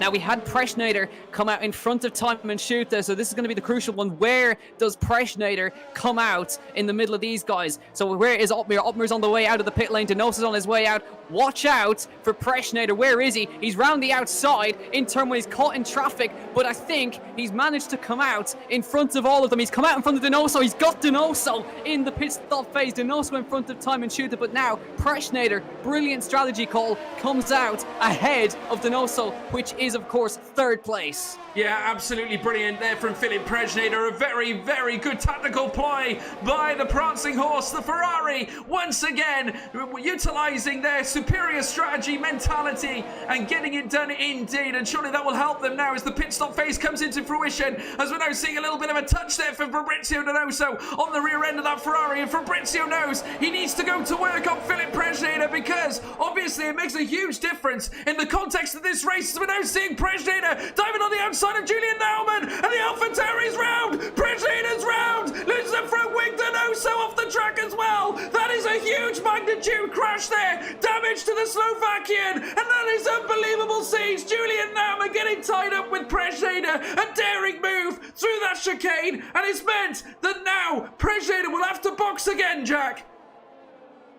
That is not what he needed at all, as we now watch. Oh, Carroton couldn't quite do it. He comes out behind Otmir, so Otmir is in the lead now. Carroton is second, and what a shame for Preshnader and for Denoso. That drops them out of contention for that third place. Now the Preshnader carrying on with the broken wing, but that now puts, I believe, Josh Idaho into that third spot. He's come out in front of his teammate, fresh hard tires. He's got two cars in front of him, a Vigang and the Renault behind him, of course. But now that battle, of course, is between him and the rest of them. So interesting stuff all the way around. But interesting stuff watching up front.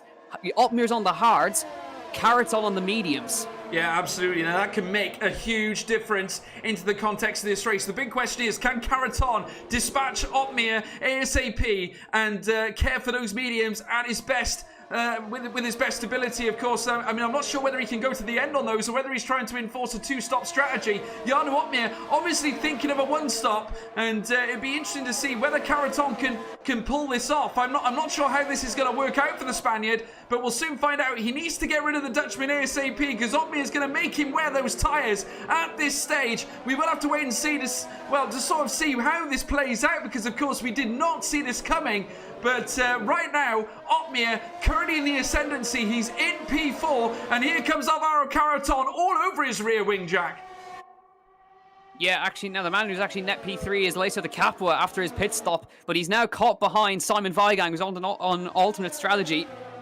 So De Capua needs to get himself past Vigang as quickly as he can. Carroton has got to get past Otmir. There's no two ways about it, and he's got to try and make these mediums work Otmir is, of course, it's going to take a little while for those hards to get up to temperatures. The Caraton's got to use these mediums now, while they're up to temperature, and while they're at their best. So this is going to be a tough ask, but Caraton has absolutely got to make this work if he wants a chance to try and take the win. I don't know if he's going to be able to take those mediums to the end. Kind of the reference that we're going to keep an eye on is Simon Weigang. He's on 14 lap all medium tires, still going around pretty strong. Those tires look pretty clean at the moment. Here comes Caraton, outside line. Can he do what Otmir did to him just a few laps ago? Yes, he can. Caraton gets the job done and takes the net race lead. And now he's got to try and build as big a gap as he can. He does, and he's just got the fastest lap for his trouble as well. Rounds the next left, the hairpin bank corner, and already dispatches Jarno Otmir. Already the gap is springing out towards 0.5 of a second, so Jarno Otmir,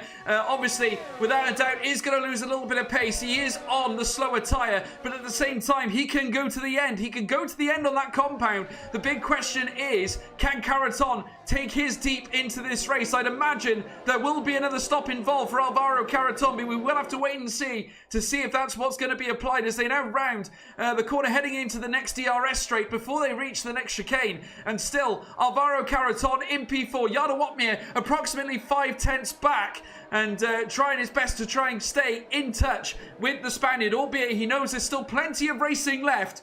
And we'll have to see how this strategy certainly unfolds. It certainly has been almost like a game of chess, really, Jack. It's the beauty of it, is who moves first. It's a great thing to watch. Now, of course, Otmir is trying to stay in the DRS of Caraton because he's trying to keep Alessio Di Capua at bay, because Di Capua is on the same strategy as he is, and actually he's on younger tyres than Otmir is, so he's 1.7 off the back. If Caraton and Otmir start fighting it out, Di Capua is well in with a shot here of trying to take something away from them, but Otmir now, we know that he's got his race head on. He's just going to be trying to keep it as close as he can to Caraton without wearing his tyres out. What he's doing is he's getting Caraton to use his tyres a bit more and trying to wear them out. So it is really a game of cat and mouse at the moment, and he's at the same time he's trying to balance keeping Di Capua behind him, but he seems to have that managed at the moment. Yeah, absolutely. Well, just looking, we got some battles further down. I was just saying, obviously the McLarens of Idawu and Shooter, both of them rising up the grid order, and it looks like looks to be another battle going on in the midst behind as well, as we're seeing Dylan Warren very much in the mix here with Dario Emilio there in the mix as well with the what looks to be the Renault. I'm trying to tag back to see who that is. That's Antonio Halat, who's there in P14 and has dropped around 5 places in this lap alone. Looking for the rep, Josh Idawu making a move on the inside, and what looks to be Joe Hannon, and unable to tag back on the McLaren. Joe Hannon at the mercy now of Idawu's teammate Simon Shooter. The two McLarens rising up this grid order. Louis Welch trying to get into the mix as well. It's pandemonium here in the midfield, Jack. This is very reminiscent of what we saw just a few weeks ago, the incredible Titanic midfield scrap at Spa. So this is exactly what we saw that time with the same drivers nearly. Lewis Welch on the back of them now, putting pressure on. And this is exactly what we want to see. This is the battle for the points as well. Dylan Warren on the freshest tyres of anybody in this train, so he's trying to make use of them. Dario as well, he's got fresh mediums to use as well. He's going to be trying to make the best of them. Donoso's trying to recover. He's down in 15th, of course, after that accident. And it's such a shame to see for Donoso down there, because he'd be up with the fight with Caraton, Otmir, and Di Capua. We're just looking now. Di Capua has opened the Otmir has opened the gap by 2.5 seconds, and Caraton, he just can't shake Otmir at the moment. So it's going to be a case of whether Caraton can nurse those tyres to the end. I think it might be possible, but it's going to be a hard task. You can see Weigand's gone 18 laps, and that's it. There goes Simon Shooter past the OMG. It's Joe Hannon there. Lewis Welch gets it done as well. There's nothing really much that Joe Hannon could do about that. 18-lap-old hards versus basically much fresher ones. But now timing into 9th. Lewis Welch is in the points. Dylan Warren will want a piece of that too. Yeah, he certainly will. A great display there, certainly from Simon Shooter and Lewis Welch doing what they needed to do. Dylan Warren looking to do the same, and crawling all over the rear end of that Red Bull. Of course, Dylan Warren, tenacious for a 14-year-old. He is absolutely thrilling to watch, and certainly an exceptional driver. He's on the back of Joe Hannon as we speak, as they're now about to round the next left-hander. And as they do so, you can see in the midst Simon Shooter, but the DRS will become active now for Dylan Warren. Will he make a move? Heading down towards the chicane. Dylan Warren looks on the outside, heads into it. Can he find his way through? Not this time. Shutting the door, Joe Hannon. In the rear end, of course, you got Dario Iamulio there down in P13, looking to do the same on Dylan Warren, but nothing going yet for that Red Bull car. The Racing Point in the midst, though, gets a lovely exit, heading into the main straight. He's right on the rear wing of Joe Hannon, takes the outside line. The Racing Point, the Pink Panther, ever prosaic here at the Dutch Grand Prix, and Dylan Warren up into P10, up into the point sectors, and certainly that'll prove very, very important for Dylan Warren in his quest for more championship points. He's had a great season, and those points will go a long way to certainly his goals for this season. Yeah, I'm just looking at, of course, our top guys. I think this is doable for Caraton, but he's going to be on the limit of the tyres when we get to the end. That's why I think why Jarno's got on the hards. He doesn't believe that the mediums can go to the end without being in that puncture range. I think it is doable for Caraton, but he's going to have to look after the tyres as best he can. He's used up a lot of ERS. He's now caught up to the back of Tom Martinez, who's on the 19 lap-old medium tyres. So this is going to be now, I'm sure Tom is going to peel into the pit lane on this lap, and now that he's been caught by the effective race leaders, around the last corner he comes right now. He's going to peel into that pit lane. No, he's going to stay out, so Caraton's going to have to do this one himself. Gets the DRS, moves past Tom Martinez with relative ease. No qualms by Tom Martinez, and perfect place for Caraton to catch him, actually, so that might help him out, because Otmir might get caught behind him a little bit here. Absolutely. Well, now Alvaro Caraton into P2. And very textbook manoeuvre there from the Williams driver, making his way down into the winding sector midway through this circuit. And we're now seeing him behind as well, Jarno Watmir, who's currently in P4, trying to close the gap as well. Does not want to let Caraton go too far, wants to at least try and track Alvaro Caraton, at least for now. Because remember, like as Jack said, not sure if those medium tyres will last to the end of the race, but Caraton certainly believes they will, as he now rounds this next left-hander. Alvaro Caraton, clear now of Tom Martinez by a considerable margin. Here comes Jarno Watmir now. Can he make the move on Tom Martinez? I think he's going to be patient and wait for the home stretch. We're now going to ride on board with Jarno, who needs to dispatch him ASAP as they come down towards the next double right-hander. And the Flying Dutchman looking to do what he's been doing most of the season. Making overtakes is his forte. And indeed, Tom Martinez will dive into the pit lane, looking to get some slipstream. Is Jarno Otmir heading down towards turn 1. And that is absolutely brilliant for the Dutchman. Gets himself up a place. Even though it was Martinez that dived into the pit lane, it was very vital he got free from that Ferrari. So he can let fly now on the Spanish driver, Alvaro Caraton. Yeah, but because he caught him in the wrong place, look, Otmir's out of DRS. 1.3 seconds it is right now. Caraton needs his tyres to go 21 laps. He'll take solace from the fact that Ruben Vallejo has gone 21 laps on those tyres, but how bad are the tyres is the question that Caraton needs to be asking. He's catching Ruben Vallejo at a very, very fast rate, but he knows now that it is possible, so he's just going to have to look after those tyres when we get to the end. They're going to be in a good operating window at the moment, but now he's got basically no ERS at the moment, but he needs to try and save that. But when he tries to save that, he's going to drag Otmir back into the DRS range. So this is a really, really good fight to watch between these two. Alternating strategies coming to the fore. Caraton, I think it might be too much of a hard ass for him to hold on to the end. I think Otmir might just have made the right call. Yeah, he might well have done. It's going to be a real stiff test. Vallejo now in the pit, so Caraton is now your official race leader. Otmir up into P2. Looking further back, Alessio Di Capua up into P3. Williams on for a P1 and a P3 here, should the results stand as it says right now. But obviously still much into the realms of speculation. Jarno Watmir is still going to let fly at Alvaro Caraton. It certainly looks like he's managed to close the gap slightly here, Jack. I'm not sure if you're reading the same data, but Jarno now clawing back the delta time and is now looking ever so slightly closer to that Williams. Yeah, he is in DRS right now, but he's used up his ERS to get in there. So now, because the trade-off is once he gets in there, he can start to save. So this is intriguing stuff. So he is in DRS now. You can see the rear wing flap opening up, and he now can save up a little bit more. Versus Caraton is going to have to try and use it to defend, but they've also they can't afford to fight really because the Capua is ready in the wings to try and pick up the pieces should anything go horribly wrong for them. later on in this race. But we're going to have 13 laps to go across the start-finish line. It's still basically a DRS battle between Caraton and Otmir. Once we get to the end of the race, it's going to be a case of can Caraton hang on and hold on to those tires to the end. Weigang is still going. Actually, he just pulled into the pit lane. He's done 22 laps on the mediums, so that is basically around the amount that Caraton can do it. Obviously, he's confident enough to do it because he may have practiced it and tried it, but Otmir is looking very strong. The hard tires are coming to life now.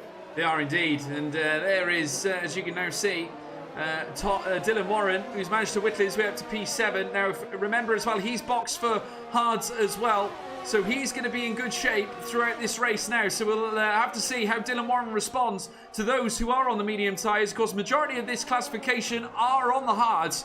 So obviously lots of them going for the safer option, shall we say, heading into the latter stages of this race. As you quite rightly said, Jack, over, well, now it looks more like 12 laps remaining in this Dutch Grand Prix. And the Delta gap at its finest of margin. Simon Weigang box that allowed Dylan Warren up into P7. Lewis Welch up into P6 now. And you can see that Dylan Warren is trying to close the gap on that Alfa Romeo. And certainly looks to have the pace on the Alfa of Lewis Welch. And there you can see the tyre graphic there. Dario Iamulio there in P8, also on mediums, and so's Philip Prejnader. So I don't think Philip pitted again after he damaged his front wing, Jack. So I can't see Philip figuring at the end of this race. I think it's going to be a bad day for the Ferrari. He cannot capitalise on Barry's absence here today. Yeah, Barry might have got away with it this week. Prejnader down in 17th place. He needs to make up, of course, all the way up to P10 to get points out of this one. So that accident has cost him big time. And Barry Borman is going to hang on to that championship lead for at least another week. So a good day for him at least. As we now see Otmir getting within half a second now of Caraton. I'm wondering, is he starting to think about going for a move on him? Does he think now that he can maybe stay in front of Caraton? We'll wait and see. But De Capo is chipping away at the gap as well. He's getting closer, but a little by little, as his tyres are much younger. So watch out for De Capo later on. Yeah, absolutely. He's going to be pulling out all the stops later on. Still Jarno Otmir chasing Alvaro Caraton. Maybe Alvaro is trying to reduce the wear on his tyres, maybe taking it a little easier to sort of try and nurse these tyres to the end, because of course he's got such a stiff test on his hands. Not only has he got to worry about his tyre life, but also the Flying Dutchman in behind him in P2, and will surely be looking to upset the Apple car here for Alvaro Caraton, and indeed he's well within 0.5 of a second now. So Jarno Otmir now starting to push on the hard tyres. They make their way through the winding section, heading into turn 8 at Ślewiak. And you can now see Simon Weigang setting the fastest lap at this moment in time for the Haas team. And they certainly have not had the best of days today of Haas, but Simon Weigang with the fastest lap, which I'm sure will be a small trophy prize to take home at the end of today's race. As we're now seeing Alvaro Caraton still leading the way. Still is Jarno Otmir 0.5 of a second. I would say the delta time is in between these two as they make their way into the next chicane. And I gotta say, Jack, he's looking absolutely treacherous right now. Got a good prospect here because De Capo has pulled 4/10 on him in that lap alone. De Capo is coming for them and he fancies a go. And if these guys start to fight, I think Otmir might be lining him up here down the front straight. He's got the DRS. He's got the slipstream. Can Caraton defend? He doesn't bother. Otmir goes to the inside and takes the lead with no fight taken up by Caraton. Now it's Caraton's turn to try and save some ERS and try to come back at him. We know he can, so we'll see if he can do that. But that small move, look at De Capo at 1.4 behind. We may have a new challenger entering the game. Yeah, we might well do. The two Williamses are going to be tied together once again. You can now see Alessio De Capo. This is his point of view here, looking ahead at the Titanic battle going on for Ps 1 and 2 right now. In behind, though, Alvaro Caraton trying his best to close back on the Flying Dutchman. Jarno Otmir needs to make use of those medium tyres again. It's going to be a ding-dong battle here towards the end of this Dutch Grand Prix as they make their way around the next left-hander down towards the straight. Alvaro Caraton once again with DRS, looking to try and get close again to Jarno Otmir, who once again holds him off, at least for the time being. Does not retain any closure at all on the Dutchman, heading down towards the final couple of bends. The key thing here would be if Jarno can hold off Alvaro Caraton down this main straight for at least another lap, it's going to plough on more wear onto those medium tyres, Jack. Yeah, Decapua was almost in DRS, but not quite. Crucially, Caraton's still in there. That's all he needs to do is just keep himself in there and try and hang on here. Decapua is achingly close to DRS. 1.2 he's at right now. And he could really be the challenger to try and take Jarno Opmeer here. He's got 2 lap fresher tyres compared to Opmeer, and he is closing fast on our lead too. If there's another try, and if there's another swap for position, then there could certainly be some time gain for Decapua. But he's so close, but he's not quite in there. The DRS detection point in the middle sector is right around here. He's at 1.052. Now he gets in. Does he get it this time? Is this now officially the challenge for Decapua? Yes, it is. Decapua has got DRS. It's now going to be basically a gang of Williams versus a Mercedes. Absolutely. Now as they make their way through the next chicane, Alessio Decapua currently down in P3, trying to chase on Alvaro Caraton.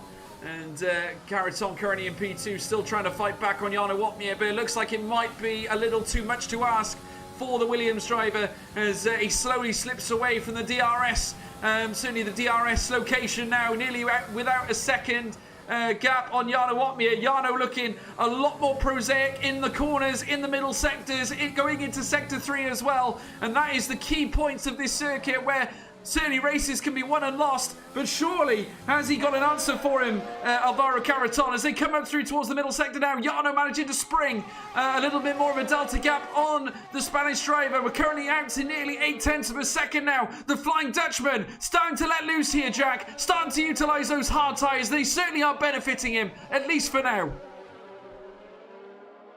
They certainly are, and yeah, Decapua now, he can't afford to get held up by Caraton, so this is a crucial phase. This sector right here is what Opmeer needs to get away. He needs to break the DRS basically in this sector so that Caraton loses it, but Caraton's keeping it in there nicely. He's actually got a little bit more ERS to use. Opmeer immediately into overtake on the exit, trying to break the DRS, but is he going to have enough in hand? No, not this time. He's almost got away though, and Caraton cannot afford to let him get away. But if he keeps it at that rate, then Opmeer will stay in front. But Caraton he's just got to keep pushing on. He's got about 5-6 laps left in those tyres, which is all we have left in this race as well. There's only 7 laps total to go. And we have further back, just having a look, Lewis Welch has a chance at the top 5 here, challenging Thymen Schulte.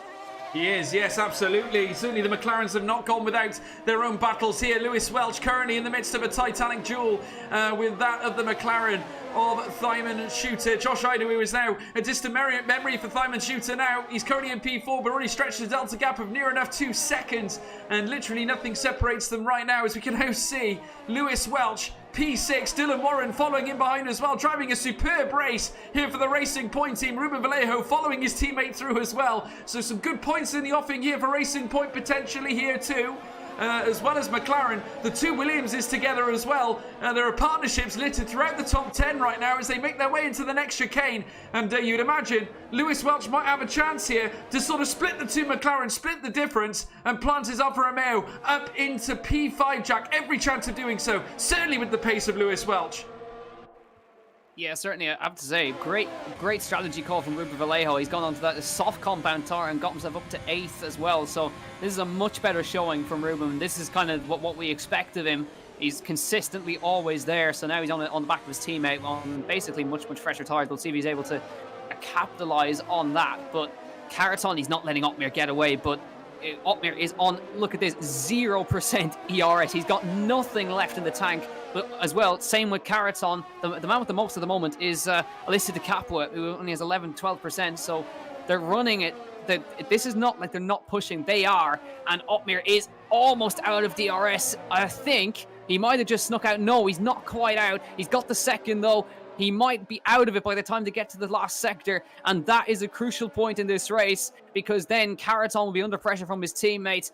But now it's this exit right here. If Caraton does not get in that detection point in the second barrier, he may have just lost DRS coming around the last corner, and I think he has. Opmeer is away. Yeah, Otmir is away. Caraton does not have DRS. This will open the door now for Alessio Di Capua, who is currently behind his teammate, looking to close. And indeed, you can see Alessio Di Capua has prosaically closed the gap. And indeed, you can now see that Safina rear wing is now as close as ever on the front end of Alessio Di Capua as they now round the next left-hander. This being, of course, Hugen Holt's corner, heading now out round the Hunzerrug, down towards turn 6. And as they do so, you can now see Alessio Di Capua pushing for all he's worth. He has got still a little bit of ERS remaining and will have every chance of opening the door on his teammate. And certainly Alvaro Caraton has got a very different battle on his hands now, Jack. I think he'll be angry that he made that strategy call to go on the medium tyres. It was going well earlier on, but if he had the hard tyres, I reckon he'd be in with more of a fight. But look at Otmir. He's just checking out now. That I think those tyres have hit the cliff on Caraton's car, and Di Capua is all over him now in the last sector. Di Capua's got to get past him as soon as he possibly can, because if he wants a chance of the win, he needs to go for it now. 1.3 seconds is opened out to just immediately. Otmir is just driving this beautifully. He's made this work perfectly for him. Di Capua now in the slipstream, but is he going to be close enough? No, I don't think so. Down towards turn 1, he's going to be stuck behind his teammate for, again, another lap or two, but there's going to be no team orders here between the two Williams. Di Capua's going to have to work for it. Well, I have to say, Caraton knows fully well who is behind him. Certainly, Alessio Di Capua and Alvaro Caraton have had their fair share of battles in the past. We've been lucky enough to commentate on them as well, Jack, as they now head down through the Schlaviat corner, down towards what will be turns 9 at Marlborough, and very soon it'll be Renault at turn 10, as you can now see them hitting it now. And just look how close Alessio Di Capua is now. And certainly this will lay claim to certainly a good result here for Di Capua after a very, very interesting qualifying session, to say the least. They make their way down the DRS stretch once again, and this is once again a key sector for Di Capua, because it will set up his chances for a potential overtake heading into lap 34. As they come round the next right-hander, the two Williams is about to tangle, and we hark back to the old days of Jacques Villeneuve, Damon Hill, and even Heinz-Harald Frentzen the following year, when they came to blows in the latter years as well. And I have to say, as we now see Alessio Di Capua still unable to make a move here on his teammate. He's going to have to live to fight another day, but he's closer than ever, Jack. Louis Welch, he tries to go around the outside of time and shoots a contact made. Almost lost the car, but that's going to cost him time. And very nearly pulled it off, but he was very, very audacious on the brakes going around the outside. He's now putting himself under pressure from Dylan Warren. At the same time, there's a humongous fight going on between Dario Donoso and Tom Martinez. They were side by side all the way around the lap, but Donoso managing to come out in front in that one. Now you can see, I think Otmir's got this sewn up, George. 2.1 seconds. There's no way Di Capua can catch him now, even if he manages to get past. No, he can't. And they're just making their way down towards the DRS straight now, making it their way down towards the final chicane before they enter the final right-handers. And you can see Alvaro Caraton still trying to withhold the pressures of his teammate Alessio Di Capua, but I think it's all going to be in vain, because Di Capua, for all his pace, for all his speed, he has got a little bit of ERS which he can utilise out to the final corner. Sitting duck here, Alvaro Caraton, the Spanish driver, under pressure as they make their way. You can see him trying to break the slipstream, but it's not going to be enough. Alessio Di Capua down the outside to go in for P2. The hard tyres speak for themselves. They move up a place. It is going to be Di Capua P2, Caraton P3. That is the order heading into the final 2 laps of this Grand Prix, Jack. Lovely move from Di Capua. That's the second time Caraton's had that pulled on him in turn 1. It seems that outside line, it just works beautifully, bringing it into turns 2 and 3. At the same time, Dylan Warren just made the move on Lewis Welch for P6. Lewis carrying some damage on that car. Donoso up to 9th as well. Good recovery from him. But Di Capua up to 2nd, and on his debut in PSGL PC as well. Great to see him up there, of course. But about to head on to the final lap now. Jarno Watmir 2.4 seconds in front. Perfect strategy call. And imagine if we didn't have the issues for Danny Moreno. Imagine the part he would have played in this as well. And we didn't have the accidents for Preschnader and for Donoso. This would have been an incredible fight going to the end. But last lap here in Zandvoort, and it is the Dutchman out in front. Yeah, absolutely. And this is a big result for Jarno Watmir, because Philip Preschnader will not be able to recoup the points here to take the top here in the Drivers' Championship. It will be Barry for this moment in time. But let's not forget Jarno Opmeer, who's currently in P3 of the Championship. This win will go a long way to serving his prospects here in this season's title race here in the PSGL PC Championship. He rounds the next right-hander for the final time at Sloviak, heading down into what will be Marlborough Corner. Very soon, he will take the final Renault corner on a circuit that he loves so much, a circuit that gave him positive results back in his real racing career. Jarno Opmeer, the Flying Dutchman, as he comes down the final DRS straight before the home straight, comes into the final chicane, whips that Mercedes through the next series of bends, heading round towards the final double right-handers. Jarno Opmeer, he's done it again. The Dutchman, he's prosaic. His first win of the season comes here in PSGL PC Championship. He crosses the line and takes victory here in the Dutch Grand Prix. Exceptional result for Jarno Opmeer. P2 for Alessio Di Capua after a prosaic overtake on his teammate Alvaro Caraton. Alvaro Caraton did exceptionally well to bring those medium tyres home in the fashion that he did. No punches, at least I don't believe at the moment, but a sensational race indeed, and credit to the two McLarens, Josh Idawu and Thyman Shooter, P's 4 and 5 for those two. Yeah, I was just keeping an eye on the battles behind. Lewis Welsh, there was contact, I believe, between himself and Ruben Vallejo. Lewis ended up in the wall, unfortunately, and which lets Dylan Warren get himself through, but Vallejo was very sportsmanlike. I think he backed off on the last corner and let him back past, which is what we like to see. So Ruben gets 8. Lewis Welch hanging on to a great P7 finish as well. Good job by him. But Jarno Opmeer, I mean, what can you say about him? He drove that perfectly. But I think again, it was all in the start and the strategy called by Caraton. If Caraton had gone on the hard tires, it would have been a closer fight, I think. Absolutely. Well, there's the Flying Dutchman, Jarno Opmeer's first win of the season in PSGL PC. And he's going to be delighted to get off the mark after 2 runner-up results, P2 twice this season, after landing a P2 at the Austrian Grand Prix and also at the Belgian Grand Prix as well. Did not race in the 2 other races we had this season, but he wins here today. And Jarno Opmeer, that confirms it. P1 today at Zandvoort. Alessio Di Capua there in P2. Alvaro Caraton for P3. Great day for Williams in terms of the constructors' standings. Josh Idawu down in P4. Thyman Shooter in P5. Dylan Warren in P6. Lewis Welch there in P7. Ruben Vallejo there in P8. Fabrizio Donoso in P9. Yari Fitz there in P10. Dario Iamulo there in P11. Tom 97 in P12 for Ferrari. Simon Weigang P13. Philip Presnader after that incident earlier on down in P14. Johanan there in P15. Huaney there in P16. Floris Viers down in P17. Danny Moreno finished down in P18. I think he had some technical issues. Julian Naumann was a DNF, and so was Jorge Alberola. But Jack, once again, we were treated to a spectacle here at PSGL once again. Yeah, Zandvoort never disappoints. That's why we love it. Yeah, shout out to Yari as well. Points on his debut, starting from 17th on the grid. That's not easy done. So great job by Yari.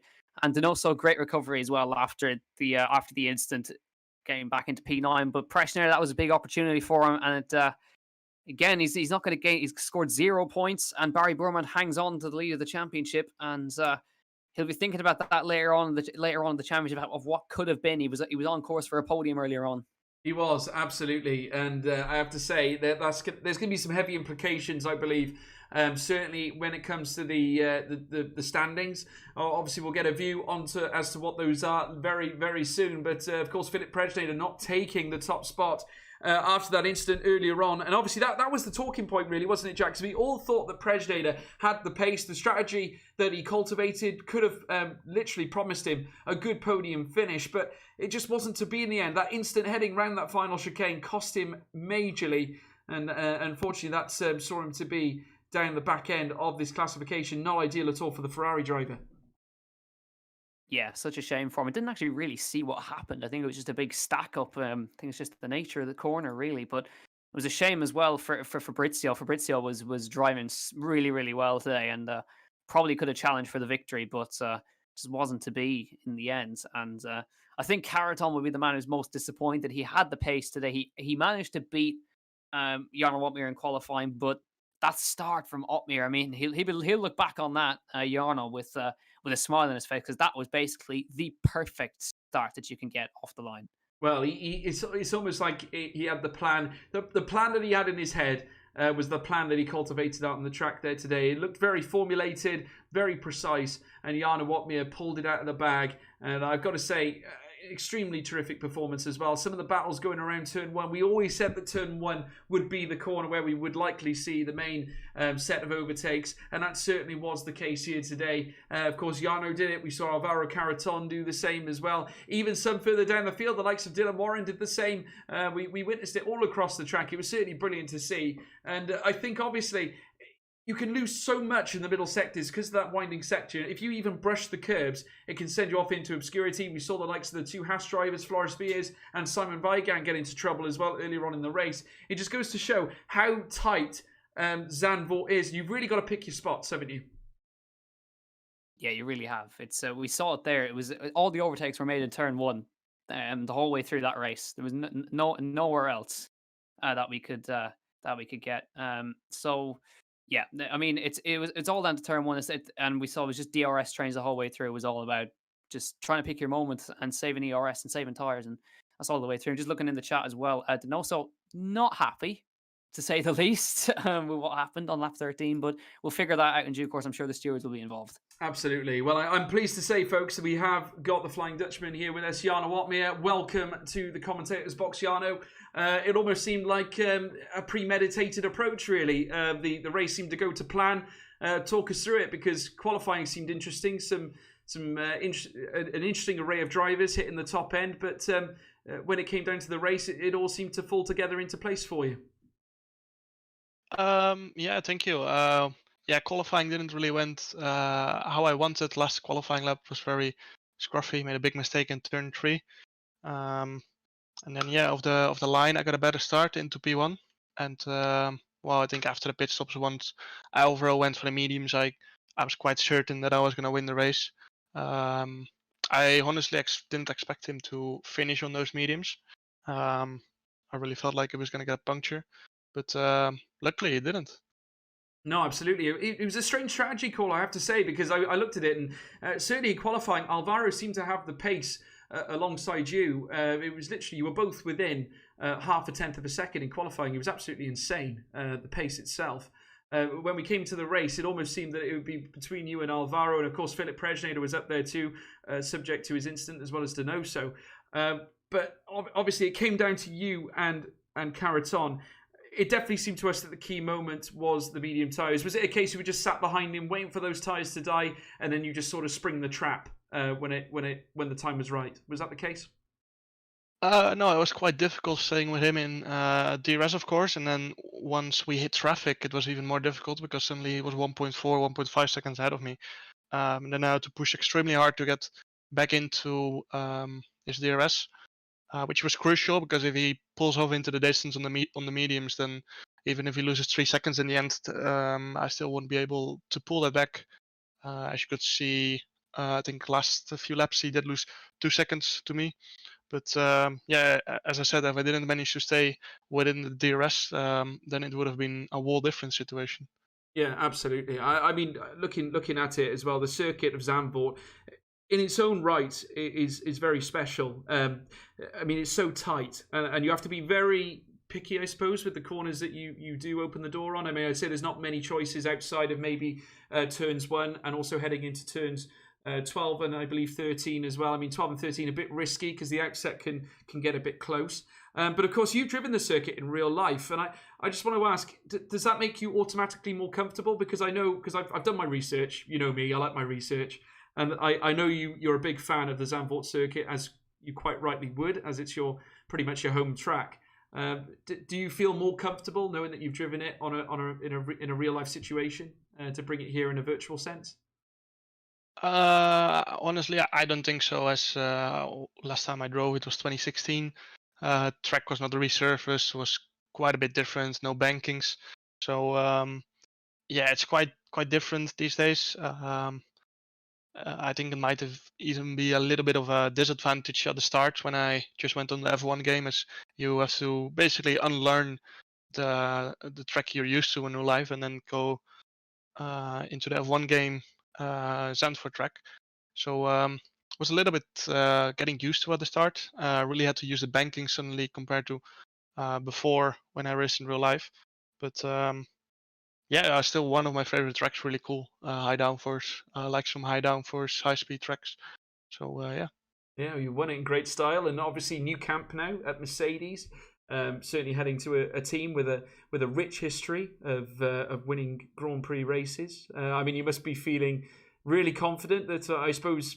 Obviously, we all know your mentality. You're very articulate in what you do when it comes to a race car. And I think Mercedes share that same mentality. Would you agree that it's like a marriage made in heaven between you two?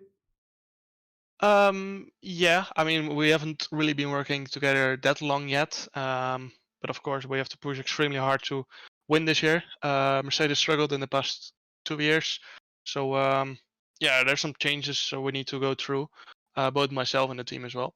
But yeah, we are pushing really hard to get it done. So Yeah, well, it's great to have you back with us, Jarno. Of course, I always enjoy commentating your races, as does Jack, and we'll look forward to seeing hopefully more in the future and hopefully more wins, because that's your first one this season, isn't it?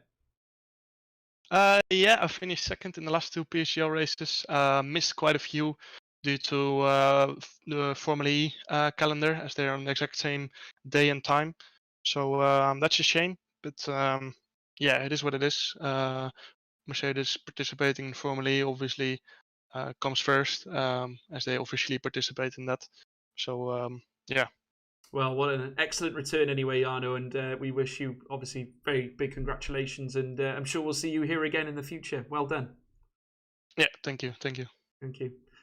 Jack, I don't think that we have anyone else coming to join us here today. It's going to be a quiet night in the comms box. I think there's obviously a lot of talk going on in the chat, certainly the stewards zone, as to what's going on in terms of incidents. But your thoughts on the race anyway? I mean, heading into the last stage of the championship, because we're heading to Silverstone next. Obviously in the championship. Again, another testing circuit. Obviously, Maggots and Beckett's being a sensational series of bends, but literally Silverstone is littered with many grandiose corners. Are we expecting more thrills and spills heading into the latter part of the season? You can never discount it. It's going to be very, very close, as it was here tonight. Obviously, the benefit of Silverstone is there's far more overtaking opportunities than there are in Zandvoort. Basically, turn one at Zandvoort is all you have. Silverstone, you basically got the whole circuit to go side by side. It is possible, but I think it is going to be interesting. Hopefully, we have Barry next when we go to Silverstone, because of course, imagine if we had Barry in the middle of that fight as well. This would be the fight of the season up there between Caraton and him. But there's certainly more to come. Just hope that Danny Moreno can get his technical issues sorted, because we really need to see him up there, because it's a shame seeing him kind of AI ghost at the back. He doesn't deserve that. We know how fast he is. No, he's absolutely brilliant. The machine, Danny Moreno, of course, it's been really unfortunate we haven't seen the best of him just yet. Obviously, due to technical instances. I think we had a similar incident at Hungary where he was unable to actually get connected into the race, and ultimately it did cost him. But if you remember correctly, Jack, back at that race, he managed to overtake, I think it was about 5 cars heading around turn 1, which was absolutely exceptional. Yep, in the full wet conditions as well. Yeah. From the back, turn 1, one of the most incredible starts I've seen. I think it was nearly more than 5. I think it was closer to 7 cars off the line. Just went up the inside of everybody at turn 1. So, Danny has got the pace as well. He just we just need to see it basically. Hopefully his internet or his wheel starts to play ball. I know he had a new rig go in recently, so there's probably teething problems with that and such. So hopefully he gets it sorted, and we can see him fighting up there with Jarno, with Barry, and but I think Caraton is really coming on. Like I know how fast he is, but that was probably one of the best performances I've seen from him. He controlled the race a lot. It was just the strategy call that let him down.